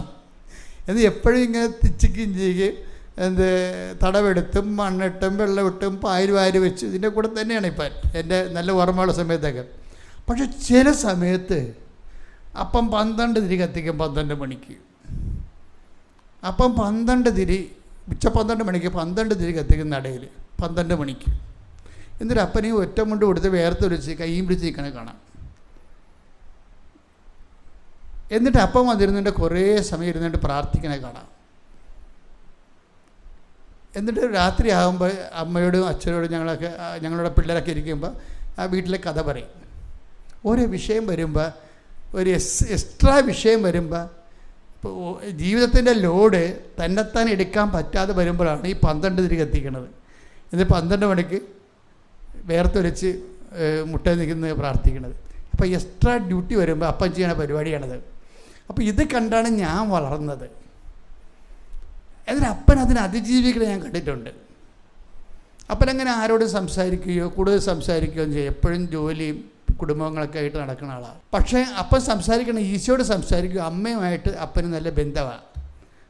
അപ്പന് പറയാൻ ആളുണ്ട്, കേൾക്കാനും ആളുണ്ട്. അതാണ് വിഷയം. അപ്പനും ദൈവമായിട്ടുള്ള ബന്ധമുള്ളത് കൊണ്ട് അപ്പന് പറയാൻ ആളുണ്ട്. എന്താണ്, അപ്പന് കേൾക്കാനും ആളുണ്ട്. കാര്യം അത് നിസ്സാര ബന്ധമല്ല. ഹൈദരാബാദിൽ നിന്ന് പോരുമ്പോൾ അപ്പൻ ആപ്പടെ വീട്ടിൽ കൊണ്ടുവന്നത് ഈ 2ാം ലോകമഹായുദ്ധം കഴിഞ്ഞിട്ട് ഒരു സ്റ്റോർ കീപ്പറായിരുന്നു. ജോലിയില്ലാഞ്ഞ കാലത്ത്, അന്നത്തെ 10ാം ക്ലാസ്സാണ്, ഒരു സ്റ്റോർ കീപ്പർ ജോലി കിട്ടി. അത് കഴിഞ്ഞപ്പോൾ യുദ്ധം കഴിഞ്ഞപ്പോൾ സ്റ്റോർ അടച്ച് അപ്പൻ ജോലിയില്ലാതെ വീട്ടിൽ വരുമ്പോൾ കൊണ്ടുവരുന്ന ലൂർദ് മാതാവിൻ്റെ രൂപമാണ്. ഞാൻ എപ്പോഴും നിങ്ങളോട് പറയാറുണ്ട്, ലൂർദ് മാതാവിനെക്കുറിച്ച് പറയാറുണ്ട്. അപ്പം ഞാൻ ഈ പ്രാവശ്യം ലൂർദിൽ ധ്യാനിപ്പിക്കാൻ വേണ്ടി അമ്മ എന്നെ വിളിച്ചു ഫ്രാൻസിൽ. ഞാൻ ധ്യാനിപ്പിക്കാൻ പോയപ്പോൾ അവിടുന്ന് അപ്പൻ ചെയ്ത് തന്നെ ഞാൻ ചെയ്തത്. അപ്പൻ്റെ രൂപം അപ്പൻ്റെ കാലത്ത് തന്നെ പൊട്ടിപ്പോയായിരുന്നു. അന്ന് അപ്പം മരിക്കുകയും ചെയ്തു. പിറ്റേ ദിവസം അപ്പം മരിക്കുകയും ചെയ്തു. അപ്പോൾ ആ രൂപം വീട്ടിലില്ല. ഞാൻ വീട്ടിൽ പോയി, വീട് എല്ലാവരും മരിച്ച് തീർന്നു കഴിഞ്ഞപ്പോൾ ഞാൻ മാത്രമായി, പെങ്ങൾ മാത്രമായപ്പോൾ ഞാൻ ഒറ്റയ്ക്ക് വീട്ടിൽ പോയി ഒരു JCB എടുത്ത് എൻ്റെ പറമ്പ് മൊത്തം കളപ്പിച്ച് ലൂർദ് മാതാവിൻ്റെ പൊട്ടി രൂപം കണ്ടെത്താൻ വേണ്ടി. എത്ര രൂപ മുടക്കി? അന്ന് കുടുംബത്തിൽ വെച്ച് എൻ്റെ കുഞ്ഞുനാളിൽ പ്രാർത്ഥിച്ച ആ രൂപം കണ്ടെത്താൻ വേണ്ടി ഒരു JCB എടുത്ത് 3 ദിവസം വീട് മുഴുവൻ ആ പറമ്പ് മുഴുവൻ കിളപ്പിച്ച് ആ രൂപം കണ്ടെത്താൻ വേണ്ടി. കിട്ടിയില്ല. ഞാൻ അവസാനം ലൂർദിൽ പോയി ധ്യാനിപ്പിച്ചപ്പോൾ, ധ്യാനം കഴിഞ്ഞപ്പോൾ ഞാൻ പറഞ്ഞു, വീട്ടിലൊരു രൂപം ഉണ്ടായിരുന്നു, അത് എവിടെന്നെങ്കിലും വാങ്ങിക്കണം, ലൂർദിൽ വന്നിരിക്കണത് അതിന് വേണ്ടിയാണെന്ന് പറഞ്ഞു. ഞാൻ പിന്നെ അവിടെ പോയി സിസ്റ്റർ എന്നെ ഒരു സ്ഥലത്ത് കൊണ്ടുപോയി, ഷീബ സിസ്റ്റർ എന്നെ ഒരു സ്ഥലത്ത് കൊണ്ടുപോയി. അപ്പോൾ $25 ഒരു രൂപം വാങ്ങിച്ച്. അപ്പോൾ വീട്ടിൽ പണ്ടുണ്ടായിരുന്ന അതേ രൂപം അതിന്. അപ്പോൾ എന്താ പ്രശ്നത്തിൽ നമ്മൾക്കിതൊക്കെ സീരിയസാണ് വിഷയം. ഇതൊക്കെ ഒരു അനുഷ്ഠാനം പോലെ ചെയ്യുകയല്ല, ഇത് ജീവിതത്തിൻ്റെ അടിസ്ഥാനം പോലെ ചെയ്യുകയാണ്. അനുഷ്ഠാനവും അടിസ്ഥാനവും തമ്മിൽ വ്യത്യാസമുണ്ട്. ദൈവത്തിന് തോന്നണം. അതാണ് ഞാൻ പറഞ്ഞത്, അപ്പന് പറയാൻ ആളുണ്ടായിരുന്നു, അപ്പനെ കേൾക്കാനും ആളുണ്ടായിരുന്നു. അത് ആണ് സീരിയസ് വിഷയമാണ്. നമ്മൾ ദൈവമായിട്ട് ഇങ്ങനെ ജീവിക്കുമ്പോൾ വിനീഷയുടെ സാക്ഷ്യം എന്താ? വിനീഷ പറയണത്, ഞാൻ എൻ്റെ കൂട്ടുകാരത്തി പറഞ്ഞ് ഉടമ്പടി എടുത്ത് അപ്പോൾ ഞാൻ ആ ക്ലാസ്സൊക്കെ കേട്ട് ആ ഉടമ്പടി കുറച്ച് നിറച്ച വസ്തുക്കളൊക്കെ കിട്ടി, ഉടമ്പടി ചെയ്തു, ഞാനതൊക്കെ പാലിക്കുന്നുണ്ട്. പക്ഷേ എൻ്റെ ഉള്ളിൽ തട്ടണില്ല ഈ വിഷയങ്ങളൊന്നും. കാര്യം ഞാനിങ്ങനെ അവിടെ ക്ലാസ് കേട്ടനുസരിച്ച് ആ യാന്ത്രികമായിട്ട് ചെയ്തു പോകുകയാണല്ലോ. എനിക്കാണെങ്കിൽ ടെൻഷനൊന്നും മാറണമില്ല, എന്ത് ചെയ്യണമെന്ന് അറിയാനും പാടില്ല. ടെസ്റ്റുകൾ പലത് എഴുതുന്നുണ്ട്, പല എലിജിബിലിറ്റി ടെസ്റ്റും PhDക്ക് വേണ്ടി എഴുതണമെല്ലാം പൊട്ടണുണ്ട്. ഞാൻ ആ പടം ലെഫ്റ്റ് ഇന്ത്യ ഏറാണ്. അവസാനം ഞാൻ ഉടമ്പടി തന്നെത്താൻ പുതുക്കിയപ്പോഴാണ് എനിക്കൊരു ഐഡിയ കിട്ടിയത് ഉടമ്പടിയെക്കുറിച്ച്. അപ്പോൾ ഞാൻ പിന്നെ ഉടമ്പടി പുതുക്കിയതിന് ശേഷം കുറച്ചുകൂടി സീരിയസ് ആയിട്ട് ഉടമ്പടി ചെയ്യാൻ തുടങ്ങി. അപ്പോഴെനിക്ക് സീരിയസ് ആയിട്ട് ഉടമ്പടി ചെയ്യാൻ തുടങ്ങി. അപ്പോൾ ഞാൻ എപ്പോഴും നിങ്ങൾ പറയത്തില്ലേ, if you are serious God will be sincere എന്ന് പറയത്തില്ലേ. അതിൻ്റെ കാരണം എന്ന് വെച്ചാൽ നമ്മൾ പലപ്പോഴും ഉടമ്പടി എടുക്കുന്ന സമയത്ത് ചില ആൾക്കാർക്ക് ഉടമ്പടി ചിലർക്ക് ഒരു പകുതി പേർക്ക് ഉടമ്പടി ഫലപ്രദമാകത്തില്ല. എന്താ കാര്യം? അവരതിൻ്റെ അകത്ത് ഇൻവെസ്റ്റ്മെൻ്റ് ഇല്ല. അവർ എടുത്തെന്ന് മാത്രമേ ഉള്ളൂ, ഇൻവെസ്റ്റ്മെൻ്റ് ഇല്ല. പുതുക്കി കഴിയുമ്പോൾ അവർ സ്വന്തമായിട്ട് ഇത് ഏറ്റെടുത്ത് സ്വന്തമായിട്ട് അതിൻ്റെ അകത്ത് ഇൻവെസ്റ്റ് ചെയ്യുകയാണ്. അപ്പോൾ അത് സീരിയസ് ആയി അവർ. അപ്പോഴുടനെ ഇവൾക്ക് ടെസ്റ്റുകളൊക്കെ വരാൻ തുടങ്ങി. നീ പോകേണ്ട വഴി നിൻ്റെ മുഖത്ത് നോക്കി ഞാൻ നിന്നെ ഉപദേശിക്കുന്നുള്ള വാഗ്ദാനമല്ലേ. അപ്പോൾ ദൈവം അത് പാലിക്കും. നമുക്ക് എന്ത് ജോലി ചെയ്യണം, എവിടെ പോയി രാജ്യത്ത് വർക്ക് ചെയ്യണം, എന്ത് ബിസിനസ് ചെയ്യണം, നമുക്കൊരു ഐഡിയയും ഇല്ലെങ്കിൽ നമ്മൾ ദൈവമായിട്ട് നല്ല ആഴമായൊരു ബന്ധത്തിലേക്ക് വന്നു കഴിഞ്ഞാൽ ദൈവം ഇങ്ങനെ ഐഡിയ തന്നുകൊണ്ടിരിക്കും, ക്ലിയർ ചെയ്യും നമ്മളെ. അതാണ് നമ്മൾ പറയണത്, നീ നടക്കേണ്ട വഴി നിൻ്റെ മുഖത്ത് നോക്കി ഞാൻ നിന്നെ ഉപദേശിക്കും. Take the word of God. ശ്രുതികട ഹല്ലേലൂയ ഹല്ലേലൂയ ഹല്ലേലൂയ ഹല്ലേലൂയ ഹല്ലേലൂയ. യേശുവേ നന്ദി. ഹല്ലേലൂയ ഹല്ലേലൂയ യേശുവേ ആരാധന ആരാധന മഹത്വം മഹത്വം. ഹല്ലേലൂയ ഹല്ലേലൂയ ഹല്ലേലൂയ ഹല്ലേലൂയ. 32-ാം സങ്കീർത്തനം 8-ാം തിരുവചനം. സങ്കീർത്തനം 32:8. ഞാൻ നിന്നെ ഉപദേശിക്കാം, നീ നടക്കേണ്ട വഴി കാണിച്ചു തരാം, ഞാൻ നിന്റെ മേൽ ദൃഷ്ടി ഉറപ്പിച്ച്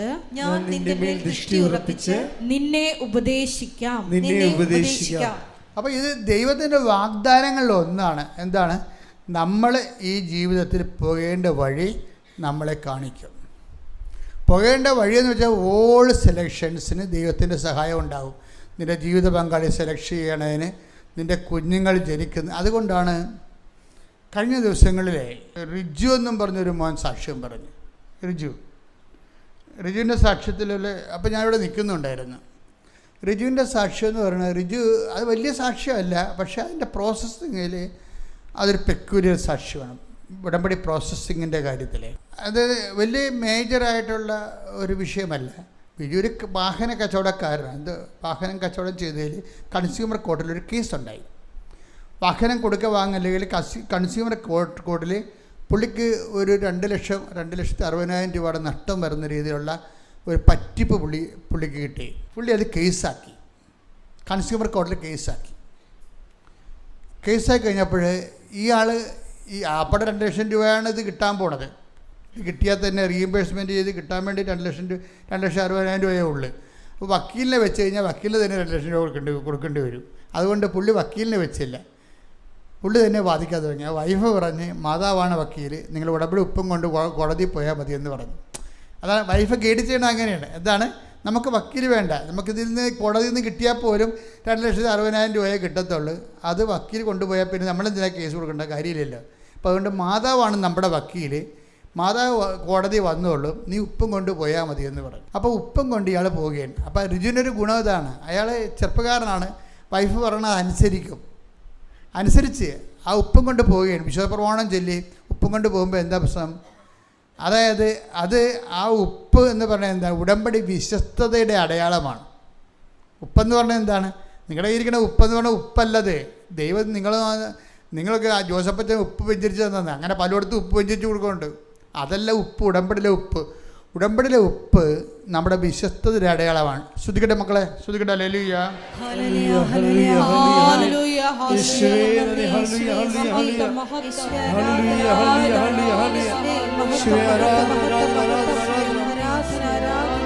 സംഖ്യാപുസ്തകം 18:19. സംഖ്യ 18:19. ശ്രുതികട്ടെ ഹല്ലേലൂയ. ഇസ്രായേൽ ജനം ഇസ്രായേൽ ജനം കർത്താവിന് നിരാജനമായി സമർപ്പിക്കുന്ന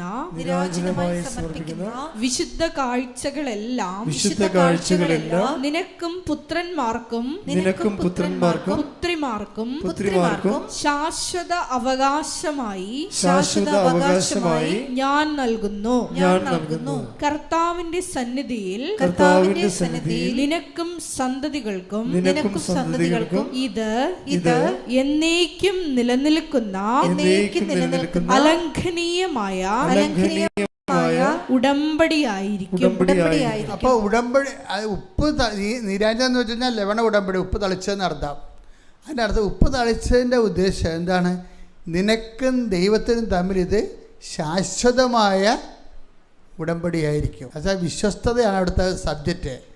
അപ്പം നമ്മൾ ഉപ്പ് കയ്യിൽ പിടിച്ചു കഴിഞ്ഞാൽ I am fidel to the covenant എന്നതിൻ്റെ അർത്ഥം. ഞാൻ എൻ്റെ ദൈവവുമായിട്ട് ഉടമ്പടി വിശ്വസ്തതയാണ്. അത്രയും ഭയങ്കര ആഴമായ പ്രതീകങ്ങളാണ് ഉള്ളത്. പിന്നെ അല്ല വേറെ ഉപ്പ് ഭയങ്കര സംഭവമാണ് ശരിക്കും പറഞ്ഞാൽ. നിങ്ങൾക്കൊക്കെ ഇതില്ലാത്തതെന്തറിയാമോ? നിങ്ങൾ ഈ നൊവേനപ്പാട്ടിൽ നിന്നും പല അച്ഛന്മാരൊക്കെ അവിടെ ഇവിടെയൊക്കെ ഇരുന്ന് പിശാചിപ്പിടുത്തക്കാരൊക്കെ എല്ലാവരും ഉപ്പ് വെച്ചിട്ട് കൊടുക്കില്ലേ? അതുപോലെ എന്തോ സംഭവമാണെന്ന് ഇത് വിചാരിക്കണേ. ദിസ് ഇസ് നോട്ട് ദൈ ടിക്കറ്റ്. ഇത് ഉടമ്പടിയുടെ ഘടകമാണ്, അവിഭാജ്യ ഘടകമാണ്. ഇതിൻ്റെ ഉദ്ദേശം എന്താണ്? ഇതിൻ്റെ ഉദ്ദേശം നമ്മളെടുത്തേ, അതായത് കർത്താവാണ് എൻ്റെ അവകാശം. ലേവ്യർ 2:13 എടുത്തേ.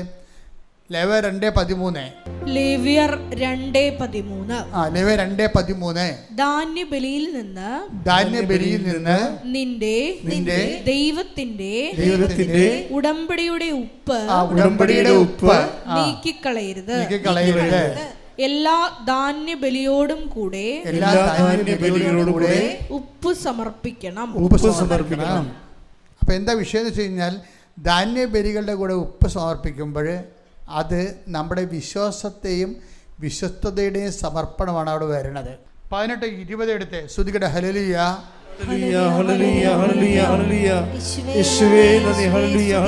സംഖ്യ 18:20. കർത്താവ് അഹ്റോനോട് അരുളി ചെയ്തു, ഇസ്രായേലിൽ നിനക്ക് ഭൂമി അവകാശമായി ലഭിക്കുകയില്ല.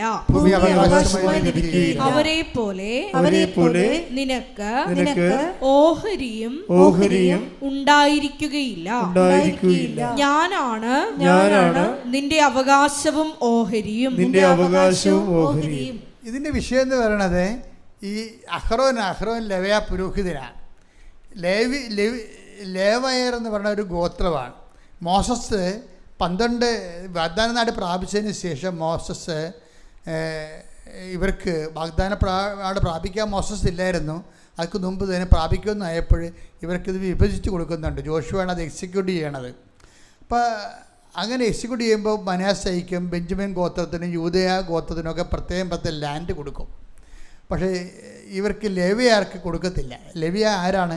വാഗ്ദാന പേടകത്തിലെ ശുശ്രൂഷകരാണ് ലേവ്യർ, പുരോഹിത വർഗമാണ്. അപ്പോൾ അവർ പറയും, നിങ്ങൾക്ക് ലാൻഡ് ഇല്ലെന്ന് പറയും, നിങ്ങൾക്ക് അവകാശമില്ലെന്ന് പറയും. എന്താ കാര്യം? ഞാനാണ് നിങ്ങളുടെ. അതൊരു ഭയങ്കര സംഭവമാണ്. ദൈവമാണ് അവകാശമെന്ന്. എന്നിട്ട് നമുക്ക് ക്യാഷ് ആൻഡ് കൈൻഡല്ലേ നമ്മൾ ദൈവത്തോട് അനുഗ്രഹമല്ലേ ചോദിക്കണത്. പക്ഷേ ദൈവത്തിൻ്റെ മനസ്സിരിപ്പ് എന്താ? ക്യാഷ് ആൻഡ് കൈൻഡ് അല്ല നിങ്ങൾ എന്നോട് ചോദിക്കേണ്ടത്, എൻ്റെ അനുഗ്രഹങ്ങളല്ല.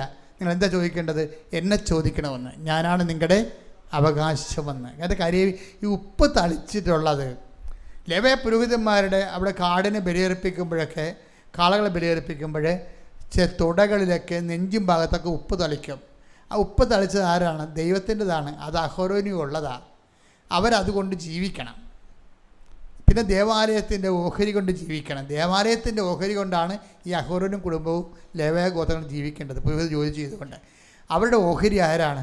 കർത്താവാണ്. അപ്പോൾ കർത്താവിൻ്റെ അനുഗ്രഹത്തെക്കാൾ ഉപരി കർത്താവ് തന്നെയാണ് അവകാശം. അതാണ് ഈ പറയണത് സംഖ്യ 18:20 എന്താ പറയണത്? ഞാനാണ് നിൻ്റെ അവകാശം. ഉടമ്പടിയിൽ ഞാൻ നിങ്ങളോട് പറഞ്ഞു, നിങ്ങൾ വീട്, ജോലി, വിവാഹമൊക്കെ ചോദിച്ചോ, അത് അനുഗ്രഹത്തിൻ്റെ ആദ്യ ലെവലാണ്. 2ാം ലെവലുണ്ട്. എന്താണ്? അനുഗ്രഹത്തെ ദാതാവ് തന്നെ, ദൈവത്തെ തന്നെ. ഉടമ്പടി അതുകൊണ്ടാണ് മോസസിനോട് ജോഷുവോട് പറയണത്, I will come with you wherever you go. നീ ഏത് കാട്ടിപ്പോയാലും കടലിൽ മുങ്ങിയാലും ഞാൻ നിൻ്റെ കൂടെ ഉണ്ടാകും, നിൻ്റെ കൂടെ തന്നെ ഉണ്ടാകും, നിന്നെ മുങ്ങാൻ ഞാൻ അനുവദിക്കത്തില്ലെന്ന്. നിന്നെ മുങ്ങാൻ അനുവദിക്കത്തില്ലെന്ന് പറഞ്ഞതിൻ്റെ കാരണം നീ സമുദ്രത്തിലൂടെ നടക്കും, സമുദ്രം നിന്നെ വിഴുങ്ങത്തില്ല, വിഴുങ്ങാൻ ഞാൻ അനുവദിക്കത്തില്ലെന്ന് പറഞ്ഞ ഐസയ 43:2. ശ്രുതിക്കട്ടെ ഹല്ലേലൂയ. ഹല്ലേലൂയ ഹല്ലേലൂയ ഹല്ലേലൂയ. യേശുവേ നന്ദി, യേശുവേ സ്തുതി, യേശുവേ നന്ദി. ഹല്ലേലൂയ ഹല്ലേലൂയ. ആരാധന. ഏശയ്യ 43:2. വായിച്ചോളൂ. സമുദ്രത്തിലൂടെ കടന്നു പോകുമ്പോൾ ഞാൻ നിന്നോട് കൂടെ ഉണ്ടായിരിക്കും. ഞാൻ നിന്നോട് കൂടെ ഉണ്ടായിരിക്കും. നദികൾ കടക്കുമ്പോൾ അത് നിന്നെ മുക്കിക്കളയുകയില്ല. അഗ്നിയിലൂടെ നടന്നാലും നിനക്ക് പൊള്ളലേൽക്കുകയില്ല. ജ്വാല നിന്നെ ദഹിപ്പിക്കുകയുമില്ല. അപ്പം ഇത് സാന്നിധ്യത്തിൻ്റെ ഒരു അടയാളമായിട്ടാണ് ഈ അഗ്നിയിലൂടെ, തീയിലൂടെയും വെള്ളത്തിലൂടെയും മനുഷ്യൻ പോകുന്ന കടങ്ങളാകാം, രോഗങ്ങളാകാം. ഇപ്പം ക്യാൻസർ 4th സ്റ്റേജിലേക്ക് അച്ഛൻ പ്രാർത്ഥിക്കുമ്പോഴേ അതിൽ ചില ആൾക്കാരൊക്കെ they are appearing to me as if nothing happened. അവർക്ക് എനിക്ക് മനസ്സിലായിരിക്കണത് അവർക്ക് ഏതാണ്ട് ഒരു ചെറിയ തലവേദന മാത്രമേ ഉള്ളൂ എന്നുള്ള ഒരു രീതിയിലാണ് അവരെന്നോട് ഡീല് ചെയ്യണത്. എന്താ കാര്യം? ഈ ക്യാൻസർ 4th സ്റ്റേജിന് അവർ അഗ്നിയിലൂടെ പോവുകയാണ്, അവർ വെള്ളത്തിലൂടെ നങ്ങുകയാണ്. വെള്ളം മുങ്ങത്തില്ല, വെള്ളം നിന്നെ മുക്കത്തില്ല, അഗ്നി നിന്നെ പൊള്ളിക്കത്തില്ലെന്ന് പറഞ്ഞാൽ ഇവരിതിൻ്റെ ആ വേദനയും ചൂരും ഇവരനുഭവിക്കുന്നില്ല. കർത്താവ് അവർക്ക് ആന്തരിക അഭിഷേകം നൽകിക്കൊണ്ട് വേദന അനുഭവിക്കാത്ത, ആന്തരിക സമാധാനം നഷ്ടപ്പെടാത്ത രീതിയിൽ അവർക്ക് അഭിഷേകം നൽകിയിരിക്കുമ്പോൾ അവരെന്താ വസിക്കണത്? ദൈവം തന്നെയാണ് വസിക്കുന്നത്. അതാണ് അഭിഷേകം. കൈയടിച്ച് ശ്രദ്ധിക്കട്ടെ. ഹല്ലേലൂയ.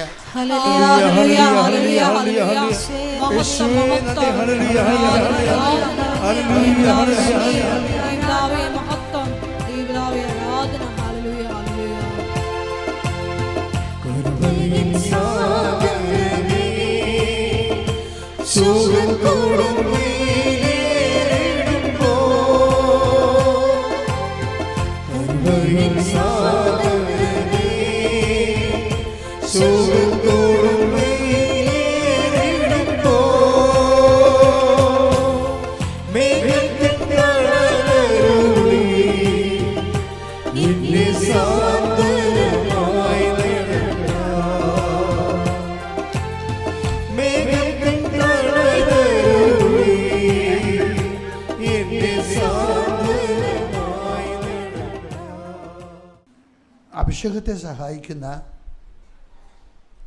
ഉടമ്പടി ഫോർമുലയാണ് യോഹന്നാൻ 15:10. നമുക്കറിയാം, നമ്മൾ അനുഗ്രഹ ലെവലിൽ നിന്ന് ഒരു വ്യക്തി 2ാം ഘട്ടത്തിലേക്ക്, ആത്മീയ വളർച്ചയുടെ 2ാം ഘട്ടത്തിലേക്ക് എത്തുന്നത് അഭിഷേക ലെവലിലാണ്. അതിന് നമ്മളെ സഹായിക്കുന്ന സുവിശേഷ ഫോർമുലയുണ്ട്. അതാണ് യോഹന്നാൻ 15:10. ഞാൻ എൻ്റെ പിതാവിൻ്റെ കൽപ്പനകൾ പാലിച്ച്, പറഞ്ഞേ, ഞാൻ എൻ്റെ പിതാവിൻ്റെ കൽപ്പനകൾ പാലിച്ച് അവിടുത്തെ സ്നേഹത്തിൽ നിലനിൽക്കുന്നത് പോലെ നിങ്ങൾ എൻ്റെ കൽപ്പനകൾ പാലിച്ചാൽ എൻ്റെ സ്നേഹത്തിൽ നിലനിൽക്കും. എൻ്റെ പ്രിയപ്പെട്ടവരെ, ഈ വചനം ഒന്ന് കേട്ടിട്ട് എൻ്റെ മക്കൾ ഒന്നുകൂടി പറയണം. അത് യോഹന്നാൻ 15:10. ഞാൻ എൻ്റെ പിതാവിൻ്റെ കൽപ്പനകൾ പാലിച്ച് അവിടുത്തെ സ്നേഹത്തിൽ നിലനിൽക്കുന്നത് പോലെ, ഞാൻ എൻ്റെ പിതാവിൻ്റെ കൽപ്പനകൾ പാലിച്ച് അവിടുത്തെ സ്നേഹത്തിൽ നിലനിൽക്കുന്നത് പോലെ, നിങ്ങൾ എൻ്റെ കൽപ്പനകൾ പാലിച്ചാൽ എൻ്റെ സ്നേഹത്തിൽ നിലനിൽക്കും. അപ്പം ഉടമ്പടിയുടെ ഉദ്ദേശം എന്താണ്? അഭിഷേകത്തിൻ്റെ അടിത്തറ എന്താണെന്ന് ഇപ്പോൾ മനസ്സിലായില്ലേ? ഉടമ്പടിയുടെ ഉദ്ദേശം എന്താണ്? ഉടമ്പടിയുടെ ഉദ്ദേശം, പ്രാഥമികമായ ഉദ്ദേശം, നിങ്ങൾ പലതും നിങ്ങളുടെ മക്കളുടെ ജോലി, അല്ലേ, മക്കളുടെ വിവാഹം, കുഞ്ഞുങ്ങൾ, പിന്നെ കുടുംബ ജീവിതം, ജോലി, അതുപോലെ തന്നെ കടങ്ങൾ പരിഹരിക്കുക, അങ്ങനെ കുറേ കാര്യങ്ങൾ കർത്താവിനോട് പറഞ്ഞിട്ടുണ്ട്.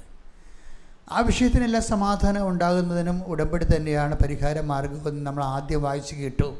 അതേത് വചനമാണ്? 2 സാമുവേൽ 23:5. എന്താണ്? രക്ഷയും അനുദിന അഭിലാഷങ്ങളും. അതാണ് തന്നെ ഉടമ്പടി നന്നായി ചിട്ട ചെയ്തിരിക്കുന്ന ഉദ്ദേശം. എന്തിനാണ്? ഒന്നൊരു ആ വചനം ഒന്ന് വായിച്ച്. 2 സാമുവേൽ 23:5. 2 സാമുവേൽ 23:5. അവിടുന്ന് എന്നോട് ശാശ്വതമായ ഉടമ്പടി ചെയ്തിരിക്കുന്നു. സുരക്ഷിതമായി സംവിധാനം ചെയ്ത ഉടമ്പടി. അവിടുന്ന് എന്റെ രക്ഷയും അഭിലാഷവും സാധിച്ചു തരും. അഭിലാഷം എന്ന് വെച്ചാൽ ആഗ്രഹം. അതിനകത്താണ് ജോലി, വീട്, വിവാഹം, PR, പെൻഷൻ, ഇങ്ങനെയുള്ള വിസ എല്ലാം ഉള്ളത്. അഭിലാഷങ്ങൾ. അതിനകത്ത് കുറേ വാക്കുകൾ, നല്ല ഇടിവിട്ട് വാക്കുകളുണ്ട്. എന്താ കാര്യം? ഒന്നൊരു വായിച്ച വചനം. അവിടുന്ന് എന്നോട് ശാശ്വതമായ ഉടമ്പടി ചെയ്തിരിക്കുന്നു. ഇതാണ് വിഷയം. നിങ്ങൾ പലരും 90 ദിവസത്തേക്കാണ് ചെയ്തിരിക്കുന്നത്.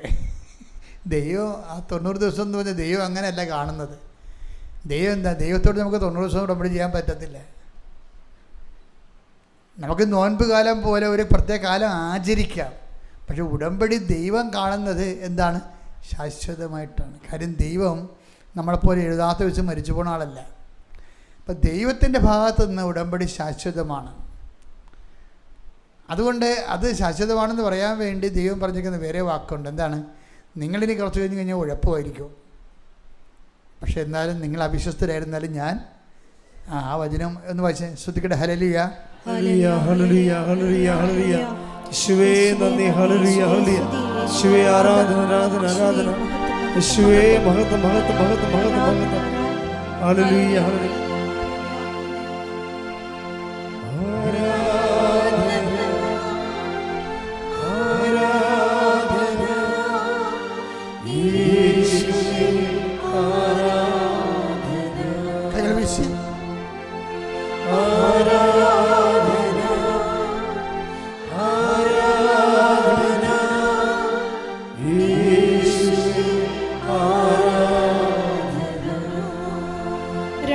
തിമോത്തിയോസ് 2:13. നാം അവിശ്വസ്തരായിരുന്നാലും അവൻ വിശ്വസ്തനായിരിക്കും. എന്തെന്നാൽ തന്നെ തന്നെ നിഷേധിക്കുക അവന് സാധ്യമല്ല. അപ്പൊ 90 ദിവസം കഴിഞ്ഞാലും ഇനി നിങ്ങളെ ഉടമ്പടി നീലയായി, ഇനി മാതാവിൻ്റെ സിൽവർ ഗ്രേയിൽ കടലിലേക്ക് നിങ്ങൾ പോയാലും ശരി, നിങ്ങളിടയ്ക്ക് പിന്നീട് ഉടമ്പടി നിങ്ങൾക്ക് ചെയ്യാൻ പറ്റാത്ത അവസ്ഥ വന്നാലും പിന്നെന്താ? ദൈവം നിങ്ങൾ അവിശ്വസ്തരായിരുന്നാലും ദൈവം. അപ്പോൾ എപ്പോഴും നമ്മൾ ഓർത്തേക്കണം, നമ്മളിങ്ങനെ ഇടയ്ക്ക് നമുക്ക് മനുഷ്യന്മാർക്ക് ചില ചാബല്യങ്ങളും കുടുംബത്തിലും ഞെരുക്കങ്ങളും കാലാവസ്ഥ ഭേദങ്ങളും ന്യൂനമർദ്ദങ്ങളൊക്കെ ഉണ്ടാകത്തില്ലേ? കുടുംബത്തിലുണ്ടാകില്ല ന്യൂനമർദ്ദം. അപ്പോൾ ന്യൂനമർദ്ദം ഉണ്ടാകുമ്പോഴും സ്വാഭാവികമായിട്ട് ഭയങ്കര ഹെവി ഡൗൺ പോറൊക്കെ ഉണ്ടാകും. ഇപ്പം എന്താ പറയണത്? ഭയങ്കര മഴ പെയ്തൊക്കെ ഉണ്ടാകും ജീവിതത്തിൽ. അപ്പം നമ്മൾക്ക് ഉടമ്പടിയോട് മാനുഷികമായിട്ട് ചില സമയത്ത് ഏതെങ്കിലും ഒരു വീഴ്ച വന്നാലും നാം പേടിക്കരുത്. എന്താ കാര്യം? നമ്മൾ ചെയ്ത ഉടമ്പടിയിൽ നിങ്ങൾ അവിശ്വസ്തരായിരുന്നാലും ദൈവം. അതുകൊണ്ടാണ് ഞാൻ നിങ്ങളോട് പറയുന്നത്, നിങ്ങൾക്ക് പുതുക്കാൻ ഞാൻ അവസരം തന്നതിൻ്റെ കാര്യം അതാണ്. ചില ആൾക്കാർ 21 ഉടമ്പടി എടുത്തിട്ട് 16 തൊട്ട് 21 വരെ ഉടമ്പടി എടുത്ത് ജീവിച്ചു. പിന്നെ അവർ ഉടമ്പടി നിങ്ങൾ വിട്ടാലും ദൈവം വിടത്തില്ല. അനുഗ്രഹം ആ ദൈവം നിങ്ങളോട് പറഞ്ഞ കാര്യങ്ങൾ ചെയ്തുകൊണ്ടേയിരിക്കും. അപ്പം അതുകൊണ്ട് ഇടയ്ക്ക് ദൈവമായിട്ട് കൂടുതൽ ആഴമായ ബന്ധത്തിലേക്ക് പോകണമെന്ന് കണ്ടാൽ പഴയ ഉടമ്പടി കൊണ്ടൊന്ന് പുതുക്കിയാൽ മതി. ചില ആൾക്കാർ ചെയ്യണമെന്ന് വെച്ച് കഴിഞ്ഞാൽ പഴയ ഉടമ്പടി പുതുക്കാൻ വരും. എന്തിനാണ് എന്നറിയാമോ? അച്ഛനെ കാണാൻ. അപ്പം ഞങ്ങൾക്ക് ആ കള്ളത്തരം മനസ്സിലാകുന്ന കാണുമ്പോൾ നമുക്ക് അന്ന് ഞാനിവിടെ എൻ്റെ അടുത്ത് വരുമ്പോൾ ഞാൻ ആ ഉടമ്പടി നോക്കും, ഈ ഉടമ്പടി എന്നാണെന്ന് നോക്കും. അപ്പോൾ ഉടമ്പടി 2022 ഉടമ്പടി. അപ്പോൾ എന്ന് നിങ്ങളിന്ന് പുതുക്കി, എന്തിനും പുതുക്കി? അച്ഛനെ കാണാൻ. ഈ അച്ഛനെ കണ്ടു കഴിഞ്ഞാൽ നിങ്ങൾ എന്ത് ചെയ്യും? പഴുതുപോലെ പാകത്ത് വെക്കും. അപ്പോൾ കള്ളത്തരമാണ്. ഉടമ്പടിക്ക് വേണ്ടി തന്നെ അല്ല അത്. അവരച്ഛനെ കാണാൻ വേണ്ടി ഉടമ്പടി ദുർവിനിയോഗിക്കുകയാണ്. അച്ഛനെ കാണാൻ വേണ്ടിയല്ല ഉടമ്പടി എടുത്തിരിക്കുന്നത്, അവൻ പറയണ പോലെ ചെയ്ത് ജീവിക്കാൻ വേണ്ടിയല്ലേ. അപ്പം അതിനകത്ത് കള്ളത്തരമുള്ള കാരണം ഇവിടെ വെച്ച് തന്നെ മടക്കും. അവിടെ നിങ്ങളെ പറ്റിച്ചാലും ഇവിടെ ഞങ്ങളെ പറ്റിക്കാൻ പറ്റത്തില്ല. കാര്യം ഞങ്ങളിത് കണ്ണിൽ എണ്ണ ഒഴിച്ചിരിക്കുകയാണ്. കാര്യം ഞങ്ങളെന്താണ്, എനിക്ക് നല്ല ബോധ്യമുണ്ട്, കർത്താവ് എന്നെയാണ് ഉടമ്പടി ഏൽപ്പിച്ചത്. അപ്പോൾ ആ വിഷയത്തിൽ ഞാനൊരു കോംപ്രമൈസും ചെയ്തില്ല. ഓഫീസിലുള്ളവിടത്ത് നിങ്ങൾ നിലവിളിക്കുമ്പോഴും എന്തെങ്കിലുമൊക്കെ പറയുമ്പോഴപ്പോൾ അവർ നിങ്ങളുടെ കണ്ണീര് കാണുമ്പോഴൊക്കെ അപ്പം തന്നെ ഒപ്പിട്ട് തരും. പക്ഷേ ജോസഫച്ചൻ ഒപ്പിടത്തില്ല. കാരണം നിങ്ങളുടെ വിഷയങ്ങൾ കൈകാര്യം ചെയ്യാനല്ല എന്നെ ഏൽപ്പിച്ചിരിക്കുന്നത്. എന്നെ ഏൽപ്പിച്ചിരിക്കുന്നത് ദൈവം പറയണ പോലെ നിങ്ങളെ ജീവിപ്പിക്കാനാണ് ഏൽപ്പിച്ചിരിക്കുന്നത്. അപ്പം ഞാൻ അതിനെ പ്രാധാന്യം കൊടുക്കത്തുള്ളൂ. ഞാൻ പറഞ്ഞു, നിങ്ങൾ പോയി മര്യാദയ്ക്ക് ഉടമ്പടി 90 ദിവസം ഇപ്പോൾ 2 ഇടയ്ക്ക് ഗ്യാപ്പ് വന്നില്ലേ, അപ്പോൾ 2000 ഇപ്പോൾ ഉടമ്പടി പുതുക്കിയില്ല, ഇനി ഒന്ന് പോയി ജീവിക്ക്, 2 മാസം കഴിഞ്ഞിട്ട് വരാൻ പറയും. എന്താ കാര്യം? ഉടമ്പടിയിലുള്ള ആളെയാണ് കാണാൻ പറ്റത്തുള്ളൂ. ഈ 10-15 ലക്ഷം ആൾക്കാർ ഉടമ്പടി എടുത്തിട്ടില്ലേ, അപ്പോൾ ഇവരെ എല്ലാവരും കാണും. തീർച്ചയായിട്ടും കാണാത്തവരുണ്ട്. ഒരു ദിവസം ഞാൻ 300 പേരൊക്കെയാണ് കാണുന്നത്. കാണേണ്ട കാര്യം ഉണ്ടെങ്കിൽ കണ്ടാൽ മതിയല്ല. ഉടമ്പടിക്ക് ശരിക്കും ഞാൻ പക്കാ ഉടമ്പടിക്ക് അച്ഛനെ കാണേണ്ട ഒരു കാര്യവും വരത്തില്ല. ഇവിടെ ഉടമ്പടി സിൽവർ ഗ്രേ ആയിട്ട് പോകുന്ന ആൾക്കാർ അവർ അച്ഛനെ കാണാത്തവരുണ്ട്. അവർ ഓഫീസിൽ ചോദിക്കും, ഉടമ്പടി ഇത്രയും ആയില്ല, അച്ഛനെ കാണണ്ടേ? ഇല്ല, കാണണ്ട. എന്താ കാണേണ്ട ആളെ ഞങ്ങൾ കണ്ടാണ് ജീവിക്കണത്. അതാണ് പ്രശ്നം. അത് കർത്താവിനാണ് പ്രാധാന്യം. അവിടെ കാണേണ്ട ആളെ ഞങ്ങൾ കണ്ടാണ് ജീവിക്കണമെന്നേ, അച്ഛനെ കാണണ്ട. അതാണ് പക്ക ഉടമ്പടി എന്ന് പറയണത്. അവർക്ക് നല്ല ആത്മവിശ്വാസമാണ് അവർ ചെയ്യണ കാര്യങ്ങൾ. ഇപ്പോൾ എന്താ ഈശോ പറഞ്ഞിരിക്കണത്? ഈശോ എന്താ പറഞ്ഞത്? 15:10 എന്താ പറഞ്ഞത്? ഒന്നൊരു വായിച്ചത്.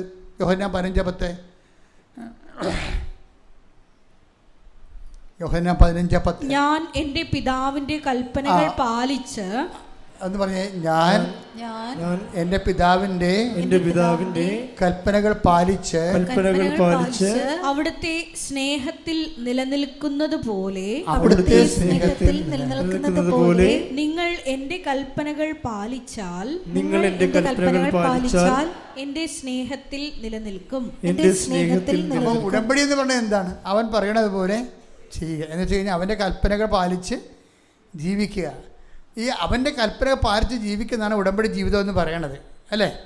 അതിൻ്റെ അകത്ത് പ്രാർത്ഥന മാത്രമല്ല, അവൻ്റെ എല്ലാ കൽപ്പനകളും നമ്മൾ പാലിക്കുകയാണ്. ഞാൻ രോഗിയായിരുന്നു, നിങ്ങൾ എന്നെ സന്ദർശിച്ചു, നിങ്ങൾ ഭൂമിയുടെ അതിർത്തികളോട് എൻ്റെ സാക്ഷികളായിരിക്കും. ഈ റിജു എന്ന് പറഞ്ഞ സഹോദരൻ സാക്ഷ്യം പറഞ്ഞപ്പോൾ എന്താ പറഞ്ഞെന്നറിയാവോ? വൈഫാ, ഞാൻ എന്തിനാ സാക്ഷ്യം പറയാമെന്നറിയാവോ? ദൈവം തന്ന ഒരു അനുഗ്രഹവും മൂടി വെക്കരുത്. അതെന്താണ്? ആ ദൈവം തന്ന അനുഗ്രഹം മറ്റുള്ളവർക്ക് വിശ്വാസം വർദ്ധിക്കാൻ വേണ്ടി ദൈവം നമുക്ക് തന്നതാണ്. അത് അപ്പം നിനക്ക് റിജു പക്ഷേ ഒരു ഉടമ്പടിയെ എടുത്തിട്ടുള്ളത്. ആ ഉടമ്പടിയിലുള്ള ആൾക്ക് കിട്ടിയ ബോധ്യം കണ്ടില്ലേ? ഞാൻ എന്തിനാ ഉടമ്പടിയുടെ സാക്ഷ്യം പറയണമെന്നറിയാവോ? ദൈവത്തിൻ്റെ അനുഗ്രഹങ്ങളൊന്നും മൂടി വെക്കരുത്. എന്താ കാര്യം? അത് നിങ്ങൾക്കുള്ളതല്ല, അത് മറ്റുള്ളവർക്ക് വിശ്വാസം വർദ്ധിപ്പിക്കാൻ നിങ്ങൾക്ക് ദൈവം തന്നതാണ്. അപ്പോൾ മറ്റുള്ള വിശ്വാസം വർദ്ധിക്കാൻ വേണ്ടി നിങ്ങളത് പരസ്യമായി പറയണം. കണ്ട, ഇപ്പം എന്തൊരു ബോധ്യമാണ് ആൾക്കാർക്ക് കിട്ടണമെന്ന് നോക്കിയേ. അപ്പോൾ സാക്ഷ്യം കിട്ടിയിട്ട് 3 കൊല്ലമായിട്ടും പറയാത്ത ഒരാൾക്കാരൊക്കെ ഉണ്ട്, സാക്ഷ്യം കിട്ടിയിട്ട്. പക്ഷേ അതിനകത്ത് വിഷയം പറയണമെന്ന് വെച്ച് കഴിഞ്ഞാൽ, നിങ്ങൾക്ക് ഗുരുതരമായൊരു വിഷയം വന്നാൽ ഞാൻ ഏറ്റെടുത്താലും ദൈവം ഏറ്റെടുക്കത്തില്ല. നിങ്ങൾ കരച്ചതിന് വിഷമം കാണുമ്പോൾ ഞാനത് ഏറ്റെടുക്കും. പക്ഷേ നിങ്ങൾ പണ്ട് ദൈവത്തിനെ പറ്റി ജീവിച്ചിരിക്കുന്ന ആളായ കാരണം, ദൈവം അവിശ്വസ്ത വ്യക്തികളായത് കാരണം, വയറ്റിപ്പഴപ്പിന് മാത്രം ദൈവത്തെ ദുർവിനിയോഗിച്ച കാരണം ദൈവം ഏറ്റെടുക്കത്തില്ല. നമ്മുടെ കയ്യിൽ നിന്ന് കുറ്റകൃത്യം ക്രൈം ഉണ്ടാകാതിരിക്കാൻ നോക്കണം. സാക്ഷ്യം പറയാതിരിക്കുന്നത് ഒരു ക്രൈമാണ്, ശരിക്കും പറഞ്ഞാൽ ഒരു കുറ്റകൃത്യമാണ്. എന്താണ്? നിൻ്റെ വിശ്വാസം വർദ്ധിപ്പിക്കാൻ വേണ്ടിയും മറ്റുള്ളവരുടെ വിശ്വാസം വർദ്ധിപ്പിക്കാൻ വേണ്ടിയും കർത്താവ് എന്താ പറഞ്ഞത്? ശിമയോനെ, സാത്താൻ നിന്നെ ഗോതമ്പ് മണിയും പോലെ പാറ്റാൻ നോക്കുകയായിരുന്നു, ഞാൻ നിനക്ക് വേണ്ടി പ്രാർത്ഥിക്കുകയായിരുന്നു. നീ എഴുന്നേറ്റ് നിൻ്റെ സഹോദരങ്ങളെ ബലപ്പെടുത്തുക. അല്ലേ? അപ്പം നമുക്കൊരു ബാധ്യതയുണ്ട്. എന്താണ്? വിശ്വാസം കുറഞ്ഞു പോയ ആൾക്കാരെ ബലപ്പെടുത്താനൊരു ബാധ്യതയുണ്ട്. Take the word of God. ശ്രുതികട്ടെ. ഹല്ലേലൂയ, ഹല്ലേലൂയ, ഹല്ലേലൂയ, ഹല്ലേലൂയ, ഹല്ലേലൂയ. യേശുവേ നന്ദി. ഹല്ലേലൂയ, ഹല്ലേലൂയ, ഹല്ലേലൂയ, ഹല്ലേലൂയ, ഹല്ലേലൂയ, ഹല്ലേലൂയ, ഹല്ലേലൂയ. ലൂക്ക 22:31-32 തിരുവചനങ്ങൾ. ലൂക്ക 22:31. ശിമയോൻ ഇതാ സാത്താൻ നിങ്ങളെ ഗോതമ്പ് പോലെ പാറ്റാൻ ഉദ്യമിച്ചു. എന്നാൽ നിന്റെ വിശ്വാസം ക്ഷയിക്കാതിരിക്കാൻ ഞാൻ നിനക്ക് വേണ്ടി പ്രാർത്ഥിച്ചു. നീ തിരിച്ചു വന്ന് നിന്റെ സഹോദരരെ ശക്തിപ്പെടുത്തണം. സാക്ഷ്യം എന്ന് പറഞ്ഞാൽ എന്താണ്? നീ തിരിച്ചു വരികയാണ്. തിരിച്ചു വന്ന് എന്തിനാണ് സാക്ഷ്യം പറയണത്? നിന്റെ സഹോദരങ്ങളെ ശക്തിപ്പെടുത്താൻ. അപ്പോൾ എനിക്ക് എൻ്റെ വയറ്റിപ്പഴപ്പ് മാത്രമേ നോക്കേണ്ട കാര്യമുള്ളൂ. വേറെ ആരും വിശ്വാസമില്ലാതെ മരിച്ചാൽ എനിക്ക് പ്രശ്നമല്ല എന്ന് വെച്ചാൽ ദൈവം എനിക്ക് പ്രശ്നമല്ലെന്ന് എൻ്റെ അർത്ഥം. ഒരു കാലത്ത് സാക്ഷ്യം പറയാതെ ദൈവം എനിക്ക് പ്രശ്നമല്ലെന്ന് പറഞ്ഞ ആളെ പിന്നെ അതിനേക്കാൾ മോശം കണ്ടീഷനിൽ വന്നാൽ ഞാൻ ചിലപ്പോൾ കരുണ കാണിക്കും. പക്ഷേ നിങ്ങളെ സത്യസന്ധമായി അറിയാവുന്ന ദൈവം നിങ്ങളോട് കരുണ കാണിക്കത്തില്ല. എന്താ കാര്യം? നിങ്ങൾക്ക് തന്ന വിശ്വാസം നിങ്ങൾ കൈമാറുകയോ നിങ്ങളുടെ സാക്ഷ്യം മറ്റുള്ളവരുടെ മുമ്പിൽ ഏറ്റുപറഞ്ഞ് മറ്റുള്ളവരുടെ വിശ്വാസത്തിലേക്ക് കൊണ്ടുവരികയോ ചെയ്തില്ല. അത് നിസ്സാര കാര്യമല്ല. ഉടമ്പടി കഴിഞ്ഞാൽ ഉടനെയുള്ള ദൈവിക ഉത്തരവാദിത്വം എന്താണ്? സാക്ഷ്യം പറയുന്നുള്ളതാണ്. ആ സാക്ഷ്യം സന്തോഷത്തോടെ പറയണം. സാക്ഷ്യം സന്തോഷത്തോടെ പറയണം. ഇപ്പം ചിലർക്ക് സാക്ഷ്യം പറയുമ്പോഴേ എന്തൊരു അഭിഷേകമാണ്. ചില ആൾക്കാർ സാക്ഷ്യം ഒരു ഉത്തരവാദിത്വം പോലെ പറയും. അത് ഉടമ്പടി അങ്ങനെയാണ് ചെയ്യണത്. ഉടമ്പടിയും ചില ആൾക്കാർ ചെയ്യണത് എന്താണ്? ഒരു ഉത്തരവാദിത്വം പോലെ. രാവിലെ എഴുന്നേക്കണം, എഴുന്നേറ്റ് പത്തക്ഷികൾ പ്രാർത്ഥനയിലുള്ള നീലത്തിൽ കത്തിക്കണം, കത്തിച്ച് രാത്രിയിന് എഴുന്നേറ്റിട്ട് കുടുംബ പ്രാർത്ഥന കഴിയുമ്പോൾ പച്ചത്തിരി കത്തിക്കണം, കത്തിച്ച് അവൻ്റെ ഉടമ്പടി പ്രാർത്ഥന ചെല്ലണം, ചെല്ലി. ഇതാണ് അവസ്ഥ ചില ആൾക്കാരുടെ. ആ ഉത്തരവാദിത്തങ്ങൾ മാത്രം. പത്രം കൊണ്ടുപോയി എല്ലാവരും കൊടുക്കണം, കൊടുത്ത് തീർന്ന്. ഉടമ്പടി ഒരു ഉത്തരവാദിത്തം പോലെ ചെയ്ത് ഈ റോബോട്ട് ഉടമ്പടിക്കാരുണ്ട്, യന്ത്ര മനുഷ്യർ തിരികെ രാവിലെ എഴുന്നേക്കും കറക്റ്റായിട്ട്. യന്ത്ര മനുഷ്യരെ പോലെയാണ് ഈ ഉടമ്പടി കൊണ്ട് യന്ത്ര മനുഷ്യർ. ഇവർ പോലെ. പക്ഷേ എന്താ പ്രശ്നം എന്ന് വെച്ച് കഴിഞ്ഞാൽ ഉടമ്പടി ഒരു ഉത്തരവാദിത്വം നിർവഹിക്കുന്ന കേവലമായ ഒരു അനുഷ്ഠാന ക്രമമല്ല. ഇപ്പോൾ ഈശോ എന്താ പറയണത്? എൻ്റെ കൽപ്പനകൾ പാലിച്ചാൽ നിങ്ങൾ എൻ്റെ സ്നേഹത്തിൽ ഒന്ന് കൈയടിച്ച് ശ്രുതികട്ടെ. ഹല്ലേലൂയ.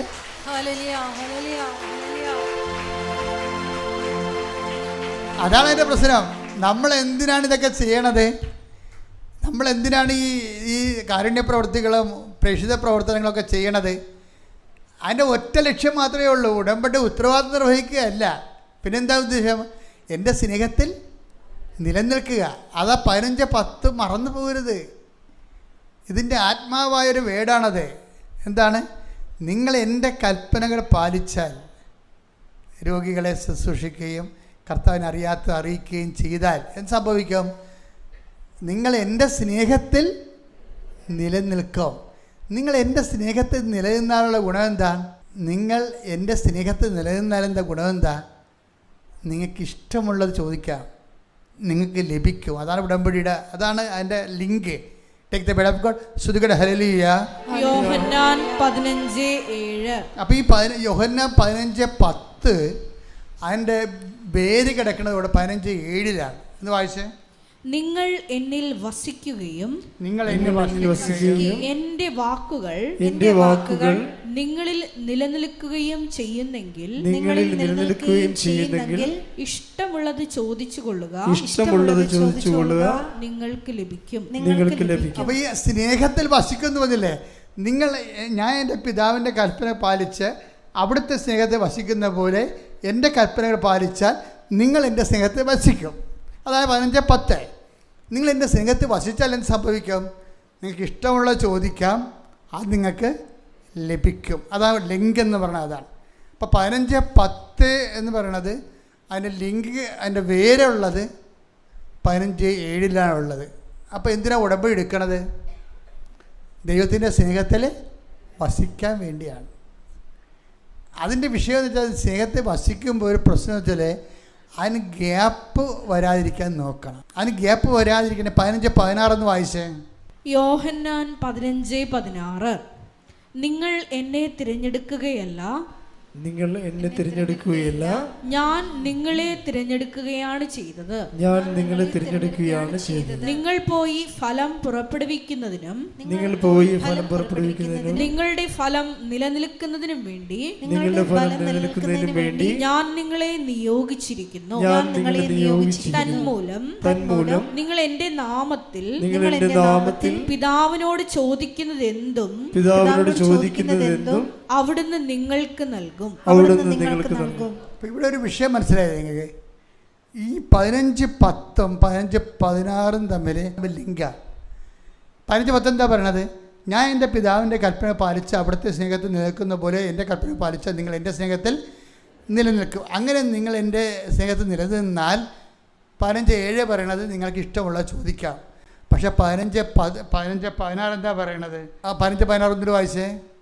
നിങ്ങൾ എന്നെ തിരഞ്ഞെടുക്കുകയല്ല, നിങ്ങൾ എന്നെ തിരഞ്ഞെടുക്കുകയല്ല, ഞാൻ നിങ്ങളെ തിരഞ്ഞെടുക്കുകയാണ് ചെയ്തത്. ഈ ഉടമ്പടി ദൈവകൽപ്പനകൾ പാലിക്കാൻ വേണ്ടി ഉടമ്പടി എന്ന് പറയുന്ന സംഭവം നമ്മൾ ദൈവത്തെ തിരഞ്ഞെടുക്കുകയല്ല ചെയ്തത്.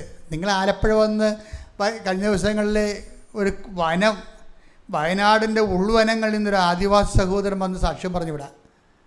അദ്ദേഹത്തിൻ്റെ വിഷയം എന്താണ്? അരിവാള രോഗം, സോറിയാസിസാണ്. 7 കൊല്ലമായിട്ട് സോറിയാസിസാണ്. ഞാൻ സിംഗപ്പൂരിൽ പോകുന്ന മുമ്പ് കേട്ട സാക്ഷ്യമാണ്. എന്ന് വെച്ച് കഴിഞ്ഞാൽ അത് എനിക്ക് ആ സ്ഥലങ്ങളൊക്കെ അറിയാം. ഞാൻ വയനാട്ടിൽ ധ്യാനിപ്പിക്കാൻ പോയതാണ്. അപ്പോൾ എനിക്ക് കാട് ഇഷ്ടമായതുകൊണ്ട് ഞാൻ രാവിലെ എഴുന്നേറ്റ് വണ്ടികൾ ആൾക്കാരുടെ കൂടെ കാട്ടി പോകുമായിരുന്നു. അപ്പോൾ ഇവിടെ ഊരൊക്കെ പോയിട്ടുണ്ട്. ഞാനിവിടെ എല്ലാ സ്ഥലങ്ങളിലും തന്നെ അപ്പോൾ എനിക്കറിയാം ഈ സ്ഥലങ്ങളുടെ കിടപ്പൊക്കെ വശമൊക്കെ എനിക്കറിയാം. അപ്പോൾ ആ ഉൾവനങ്ങളിൽ നിന്ന് അവിടെ റോഡുമില്ല, ഒന്നുമില്ല, നടന്നു പോകണം. ചിലപ്പോൾ ഒറ്റടിപ്പാത, ചിലപ്പോൾ ഒരു തോട്, വരണ്ട തോട്, പിന്നെ ഒരു കുഞ്ഞു പാലം, നമ്മൾ ചവിട്ടി പിടിച്ചൊക്കെ നമ്മൾ പോകണം. അപ്പോൾ ആ ഉള്ളിൽ നിന്നൊരു മനുഷ്യൻ ഇവിടെ വന്ന് സാക്ഷ്യം പറഞ്ഞ് എന്താണ് പറഞ്ഞത്? ഞങ്ങൾ മന്ത്രങ്ങൾ ചെയ്തു, മരുന്നുകൾ ചെയ്തു, കർണാടകയിൽ പോയി സിദ്ധവൈദ്യനെ കണ്ടു, എന്നിട്ടും മാറിയില്ല. ഉടമ്പടി 7 വർഷമായിട്ട് മാറാത്ത രോഗം ഉടമ്പടി എടുത്തപ്പോൾ ഒറ്റ ആഴ്ച കൊണ്ട് ആ രോഗം മൊത്തം മാറി. സോറിയാസിസും അരിവാൾ രോഗവും. അപ്പോൾ ഇതെന്താ വിഷയം എന്ന് വെച്ച് കഴിഞ്ഞാൽ ഇതിൻ്റെ ഫലം ഇങ്ങനെ നിലനിന്ന് ഭരിക്കുന്നതാണ്. പക്ഷെ നമ്മൾ വിശ്വസിക്കേണ്ട കാര്യം ഈ 15-16 ഗുരുതരമായ ഒരു വിഷയമാണ്. ആ 15-16 ഒന്നുകൂടി വായിച്ചേ. നിങ്ങൾ എന്നെ തിരഞ്ഞെടുക്കുകയല്ല, നിങ്ങൾ എന്നെ തിരഞ്ഞെടുക്കുകയല്ല, ഞാൻ നിങ്ങളെ തിരഞ്ഞെടുക്കുകയാണ് ചെയ്തത്. ഇതാണൊരു വിഷയം. കൽപ്പനകൾ പാലിക്കുക എന്ന് പറയുമ്പോഴും അതനുസരിച്ച് ജീവിക്കുക എന്ന് പറയുമ്പോഴും നിങ്ങൾ ഓർക്കും ഞങ്ങൾക്കൊരു പ്രശ്നം ഉണ്ടായി, ഞങ്ങൾ ഉടമ്പടി എടുത്തെന്ന് പറയാം. അങ്ങനെ പറയരുതെന്നാണ് പറയണത്. പ്രശ്നമുള്ളവർ എന്ത് മാത്രം ഉണ്ട് ഇവിടെ? ഞങ്ങൾക്കൊരു പ്രശ്നം ഉണ്ടായി, ഞാൻ പ്രശ്നം മാറാൻ ഞങ്ങൾ ഉടമ്പടി എടുത്തെന്ന് പറയരുത്. മറിച്ച് എന്താണ്? ഉടമ്പടി എടുക്കാൻ ദൈവം എന്നെ ക്ഷണിച്ചു. കൈയ്യടിക്കട്ടെ, സ്തുതിക്കട്ടെ. ഹല്ലേലൂയ, ഹല്ലേലൂയ, ഹല്ലേലൂയ, ഹല്ലേലൂയ, ഹല്ലേലൂയ, ഹല്ലേലൂയ. ഇപ്പം ഞാൻ ഓർക്കുകയെ ഞാൻ സിംഗപ്പൂരിൽ ചെന്നപ്പോൾ എല്ലാവരും ഉടമ്പടി എടുത്ത് 10-15 പേര് 600 പേര് ധ്യാനത്തിലുണ്ടായിരുന്നെങ്കിൽ 300 പേർ ഉടമ്പടി എടുത്തു. ഉടമ്പടി എടുത്തപ്പോൾ ഉടമ്പടി അവസാനം കാശ്രയം കൊടുക്കണത് വിദേശ രാജ്യങ്ങളിലേക്ക് ആശയം കൊടുക്കുന്നത് ഞാൻ നേരിട്ടാണ് കൊടുക്കുന്നത്. കാരണം അവരെ പിന്നെ നമ്മൾ കാണുന്നില്ലല്ലോ. നിങ്ങളെ ഇനി എപ്പോഴെങ്കിലും എനിക്ക് കാണാമല്ലോ. അപ്പം അവിടെ ഞാൻ നേരിട്ട്, കാരണം അവരെ ഒരിക്കലും ചിലപ്പോൾ കാണത്തില്ല. അവരേതോ രാജ്യത്തുള്ള ആൾക്കാർ അവർ നാട്ടിൽ വന്നാൽ തന്നെ കാണണമെന്ന് നിർബന്ധമില്ല. അപ്പം അതുകൊണ്ട് തന്നെ അവരവിടെ വെച്ച് തന്നെ കാശ്രയം ഞാൻ കൊടുത്ത് ബ്ലസ് ചെയ്യും. അപ്പോൾ ഞാൻ കാശ്രയം ബ്ലസ് ചെയ്തപ്പോൾ ഇങ്ങനെ ഉടമ്പടി എടുത്ത് എൻ്റെ അടുത്ത് വരുന്ന കാശ്രയം ബ്ലസ് ചെയ്യുന്ന കൊടുക്കുന്നു. അപ്പോൾ ഞാൻ നോക്കുമ്പോൾ ഷീബ എന്നും പറഞ്ഞൊരു മോള്. ഞാൻ പറഞ്ഞു, ഇടി നീ കൃപാസനത്തിന് അടുത്ത താമസിച്ച് സിംഗപ്പൂർ ഒന്ന് ഉടമ്പടി എടുക്കണം. ഇവളെൻ്റെ ഇടവക്കാരത്തിയാണ്. ഞാൻ അപ്പുറത്തെ പള്ളി ഇരിപ്പുണ്ടായിരുന്നല്ല 6 കൊല്ലം. അപ്പോൾ അവിടെ ഇവർക്ക് ചായക്കടയൊക്കെ ഉണ്ടായിരുന്നതാണ്. ഞാൻ പോയി വെഞ്ചരിക്കുമായിരുന്നു. അപ്പോൾ ഞാൻ പറഞ്ഞത് അന്ന് നീ നാട്ടിൽ ജീവിച്ച കാലത്തൂടെ കൃപാസനത്തിൽ വന്ന് ഉടമ്പടി എടുത്തിട്ടില്ല. ഇപ്പോൾ അവൾ സിംഗപ്പൂർ എത്തിയിട്ട് അവിടെ പോയി ഉടമ്പടി എടുത്തിരിക്കുകയാണ്. അപ്പം നാട്ടിൽ ജീവിക്കുന്ന ആൾക്കാർ ഇന്ന് പോലും പകുതിയോളം ആൾക്കാർ ഉടമ്പടി എടുത്തിട്ടില്ല. ഈ കൃപാസനം ഇത്രയും മൂക്കുമുട്ട കടന്നിട്ട് പോലും ഉടമ്പടി എടുക്കാൻ ചില ആൾക്കാരെ ഈശോ വിളിച്ചിട്ടില്ല. അതാണ് വിഷയം.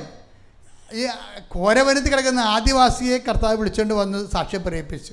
അതാണ് ഈശോ പറഞ്ഞത്, നിങ്ങൾ എന്നെ തിരഞ്ഞെടുക്കുകയല്ല, ഞാൻ നിങ്ങളെ തിരഞ്ഞെടുക്കുകയാണ്. കൈയടിക്കട്ടെ, സ്തുതിക്കട്ടെ. ഹല്ലേലൂയ, ഹല്ലേലൂയ, ഹല്ലേലൂയ. മഹത്വം, മഹത്വം.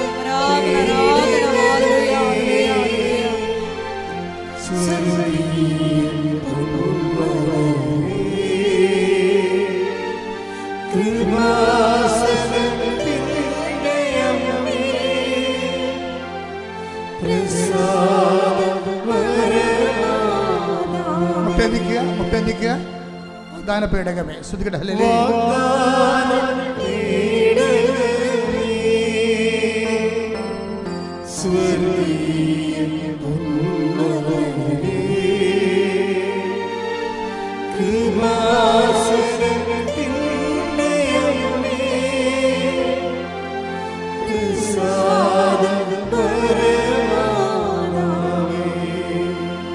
ഉടമ്പടി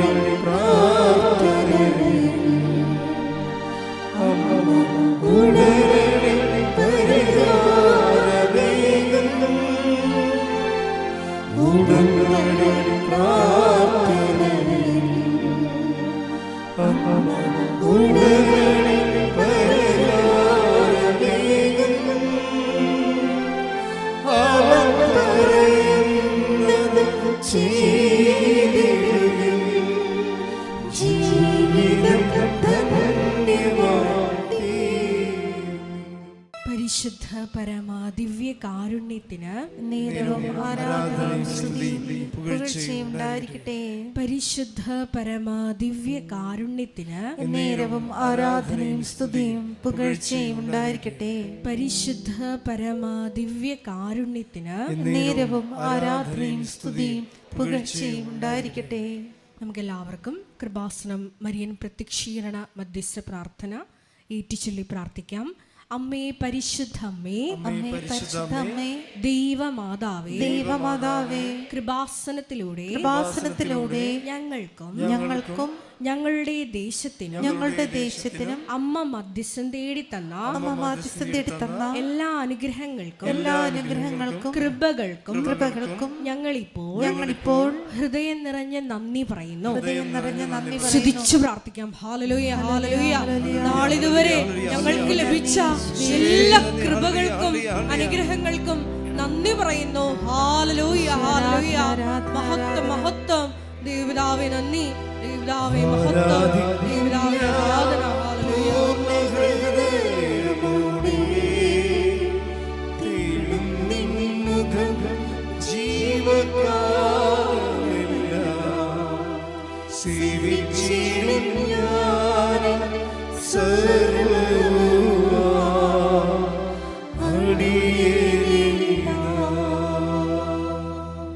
പരിശുദ്ധ പരമാ ദിവ്യ കാരുണ്യത്തിന് നേരവും ആരാധനയും സ്തുതിയും പുകഴ്ചയും ഉണ്ടായിരിക്കട്ടെ.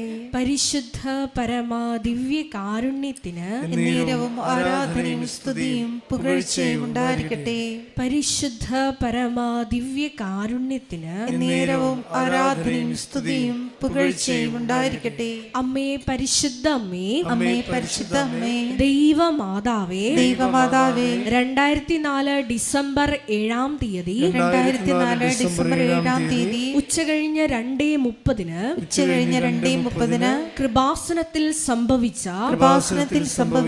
അമ്മയുടെ പ്രത്യക്ഷപ്പെടലിനെ കുറിച്ച് തിരുസഭയ്ക്ക് സമർപ്പിച്ചിരിക്കുന്ന പഠനരേഖകളുടെ മേൽ വസ്തുനിഷ്ഠവും ദൈവശാസ്ത്ര വിധി പ്രകാരമുള്ളതുമായ അന്വേഷണ പഠനങ്ങൾ നടത്തി ആ പ്രത്യക്ഷപ്പെടലിലൂടെ പ്രകടമായ ദൈവമാതാവിന്റെ പ്രത്യേക കരുതലും സംരക്ഷണവും വെളിപ്പെടുത്തുന്ന പീഡിതരുടെ ആശ്വാസവും പ്രവാചകന്മാരുടെ രാജ്ഞിയും വാഗ്ദാനത്തിന്റെ പേടകവും പ്രപഞ്ച പ്രകൃതിയുടെ മാതാവുമായ പരിശുദ്ധ അമ്മയുടെ ഭക്തി തിരുസഭയിൽ കൂടുതൽ പ്രചരിച്ച് ജീവിതത്തിന്റെ ദുരിത അവസ്ഥകളിൽ അകപ്പെട്ട് കഴിയുന്ന അനേകായിരം മക്കൾക്ക് ദൈവത്തിന്റെ സാന്നിധ്യവും സന്ധിപ്പും കൂടുതൽ അനുഭവിക്കുക വഴി ആത്മീയ വിശുദ്ധിയും ദൈവശക്തിയും കൈവരിക്കുവാൻ ഞങ്ങളുടെ കുടുംബങ്ങളെ ഇടയാക്കണമേ. സ്തുതിച്ചു പ്രാർത്ഥിക്കാം. Hallelujah, hallelujah. മരിയനോട് ഉടമ്പടി എടുത്ത് പ്രാർത്ഥിക്കുന്ന ഞങ്ങളുടെ കുടുംബങ്ങളെ വിശുദ്ധീകരിക്കണമേ എന്ന് പ്രാർത്ഥിക്കുന്നു, ശക്തീകരിക്കണമേ എന്ന് പ്രാർത്ഥിക്കുന്നു, ആത്മാവാൽ വഴി നടത്തണമേ എന്ന് പ്രാർത്ഥിക്കുന്നു, സാക്ഷികളാക്കി ഉയർത്തണമേ എന്ന് പ്രാർത്ഥിക്കുന്നു, വലിയ വലിയ ദൈവാനുഭവങ്ങൾ നൽകണമേ എന്ന് പ്രാർത്ഥിക്കുന്നു. ഹല്ലേലൂയ, ഹല്ലേലൂയ. മഹത്വം, മഹത്വം. ആരാധന, ആരാധന.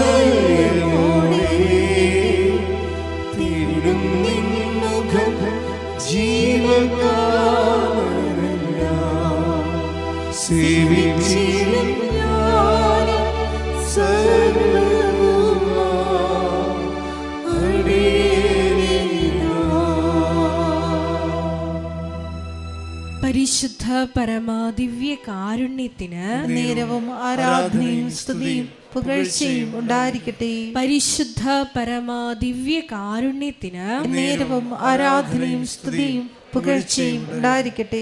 പരിശുദ്ധ പരമ ദിവ്യ കാരുണ്യത്തിന് നേരവും ആരാധനയും സ്തുതിയും പുകഴ്ചയും ഉണ്ടായിരിക്കട്ടെ. അമ്മേ പരിശുദ്ധ അമ്മേ, അമ്മേ പരിശുദ്ധ അമ്മേ, ഭൂസ്വർലോകങ്ങളുടെ രാജ്ഞിയായ സ്വർലോകങ്ങളുടെ രാജ്ഞിയായ അങ്ങേയ്ക്ക് ഭൗമ സംരക്ഷണത്തിനായി പ്രപഞ്ച പ്രകൃതിയെ തന്നെ തിരുസഭ പ്രതിഷ്ഠിക്കുവാൻ ഈ പ്രത്യക്ഷീകരണം വഴി ഇടയാക്കണമേ. പരിശുദ്ധ അമ്മേ, ജപമാല മാതാവേ, സകല കൃപാസനം പ്രാർത്ഥനകളോടും ചേർത്ത് ഞങ്ങളിപ്പോൾ പ്രാർത്ഥിക്കുന്ന ഈ സമൂഹത്തിന്റെ പ്രത്യേക നിയോഗങ്ങളും മൗനമായിട്ട് നമ്മുടെ വ്യക്തിപരമായ പ്രാർത്ഥനാ വിഷയങ്ങളും സമാനമായിട്ടുള്ള ജീവിത ദുരിതങ്ങളിലൂടെ കടന്നു പോകുന്ന മക്കളെയും കൃപാസനത്തിൽ ജീവനോടെ പ്രത്യക്ഷയായ ദൈവമാതാവിൻ്റെ മധ്യസ്ഥതയിൽ ദിവ്യകാരുണ്യ സന്നിധിയിൽ സമർപ്പിച്ച് നമുക്കൊരു നിമിഷം മൗനമായി പ്രാർത്ഥിക്കാം.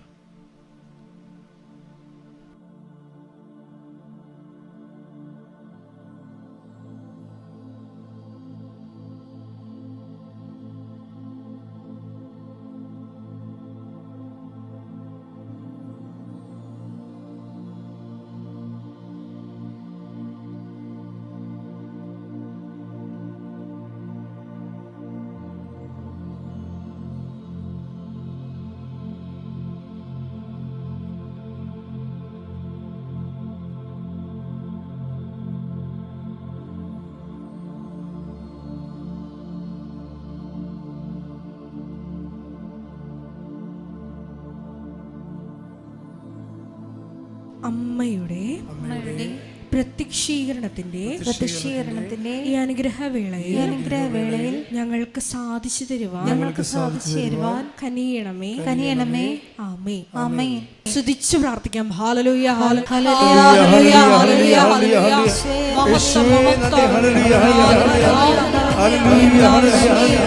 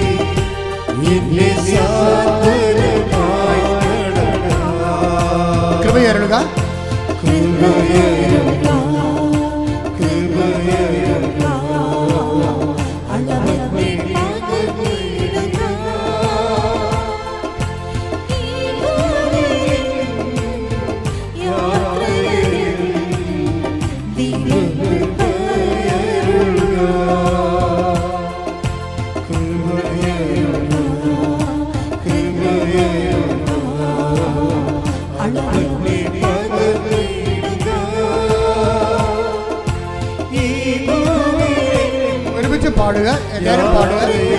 നമ്മൾ അഭിഷേകത്തിലേക്ക് പോവുകയാണ്. ഒരുമിച്ച് പാടുക.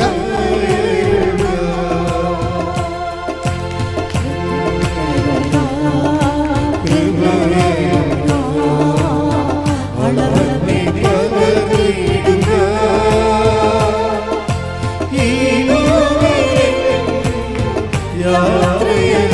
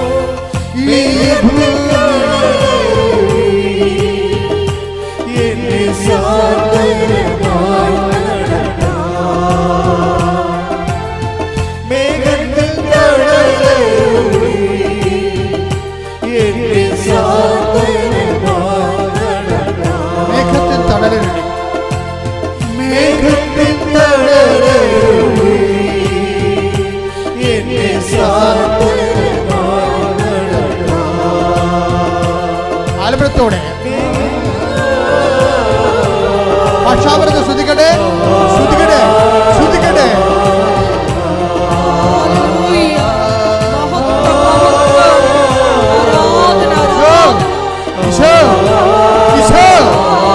മക്കളെ സ്പർശിക്കണമേ കർത്താവേ.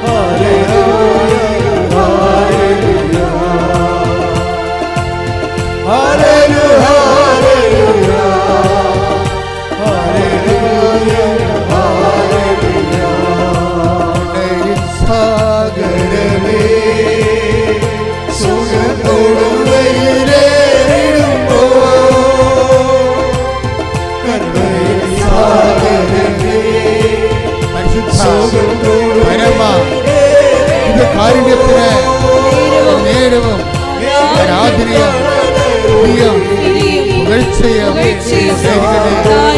പരിശുദ്ധ പരമ ഇത് കാരുണ്യത്തിന് ആരാധനയും സ്തുതിയും പുകഴ്ചയും ആയിരിക്കട്ടെ. പരിശുദ്ധ പരമ ഇത് കാരുണ്യത്തിന് നേരവും ആരാധനയും സ്തുതിയും പുകഴ്ചയും ആയിരിക്കട്ടെ. കർത്താവേ, കർത്താവേ, അങ്ങയുടെ ഇരുമുറിവാർന്ന വലത് കരം അങ്ങനെ മക്കളുടെ മേൽ വെക്കണമേ. ഉച്ച മുതല് ഉള്ളംകാല് വരെ കർത്താവിന്റെ രക്തം പടരട്ടെ. ആരെ രോഗികള് വിദൂരങ്ങളില് ആശുപത്രികളില് കഴിയുന്നവര്, ഇന്ന് ഓപ്പറേഷന് നിശ്ചയിച്ചവര്, അയോധ്യക്ക് വിട്ടുപോയവര്, കാനിങ്ങിന് വിട്ടുപോയവര്, സാമ്പത്തിക ബാധ്യതകൾ കൊടുത്തുവിട്ടേണ്ട എല്ലാ വ്യക്തികളും യേശുവിന്റെ നാമത്തില് എല്ലാ തടസ്സങ്ങളും, എല്ലാ ദുരിതങ്ങളും, എല്ലാ തടസ്സങ്ങളും, എല്ലാ ശാപങ്ങളും, എല്ലാ ദുരിതങ്ങളും യേശുവിന്റെ നാമത്തില് വിട്ടുമാറട്ടെ.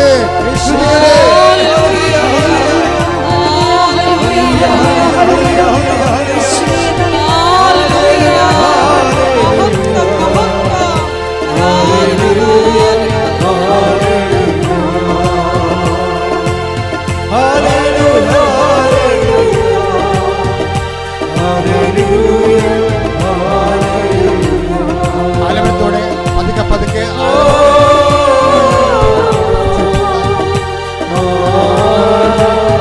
കണ്ണുകൾ അടച്ചുകൊണ്ട് ആലമനത്തോടെ കർത്താവ് സ്പർശിക്കുന്ന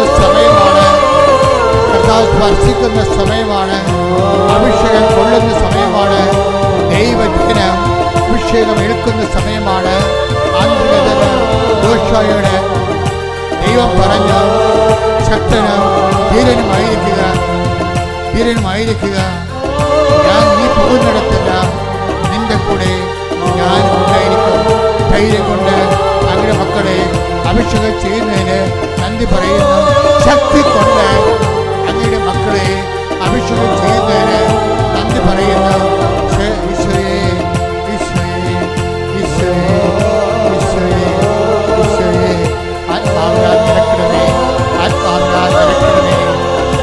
ശക്തീകരിക്കണമേ, ആത്മാവിനാൽ അഭിഷേകം ചെയ്യണമേ, ആത്മാവിനാൽ നിറയ്ക്കണമേ, ആത്മാവിനാൽ ശുദ്ധീകരിക്കണമേ, ആത്മാവിനാൽ അഭിഷേകം ചെയ്യണമേ. ഭാഷാപരത്തോടെ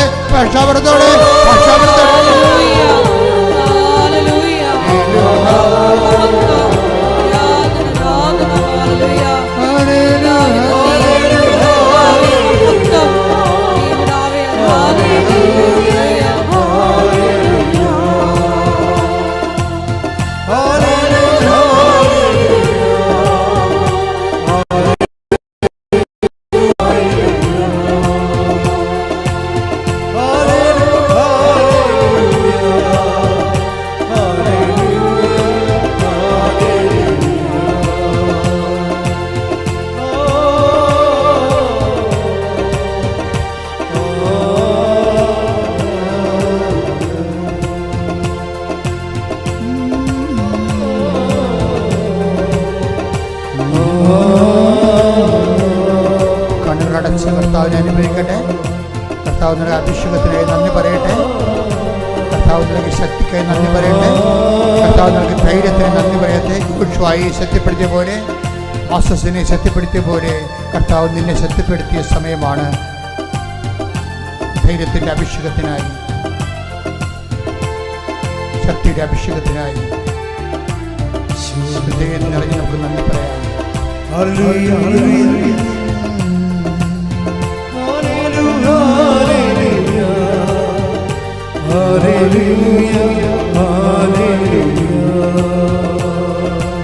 ആൽബത്തോടെ എല്ലാവരും ഓരോ മനുഷ്യരും ആലപിച്ചുകൊണ്ട് ആൽബത്തോടെ മൂളിക്കൊണ്ട് പ്രാർത്ഥനയുടെ ഭക്തിയുടെ തളങ്ങളെ കർത്താവിൻ്റെ സാന്നിധ്യം ഹൃദയത്തിലേക്ക് വരവേൽക്കുക.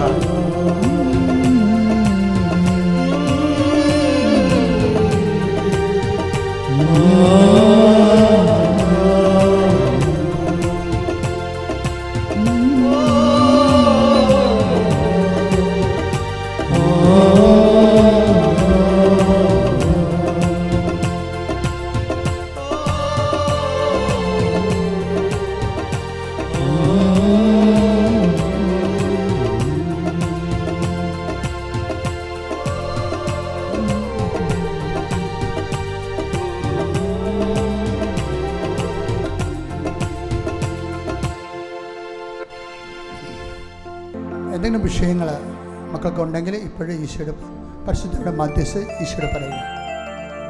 അച്ഛൻ പ്രാർത്ഥിച്ച കൂട്ടത്തിൽ പെടാത്ത എന്തെങ്കിലും കാര്യങ്ങൾ, അച്ഛൻ പ്രാർത്ഥിച്ച കൂട്ടത്തിൽ പെടാത്ത എന്തെങ്കിലും കാര്യങ്ങളുണ്ടെങ്കിൽ ഇപ്പോൾ നിങ്ങൾക്ക് ഈശോയോട് പറയാം. അതിനുശേഷം സമാപനാശീർവാദം.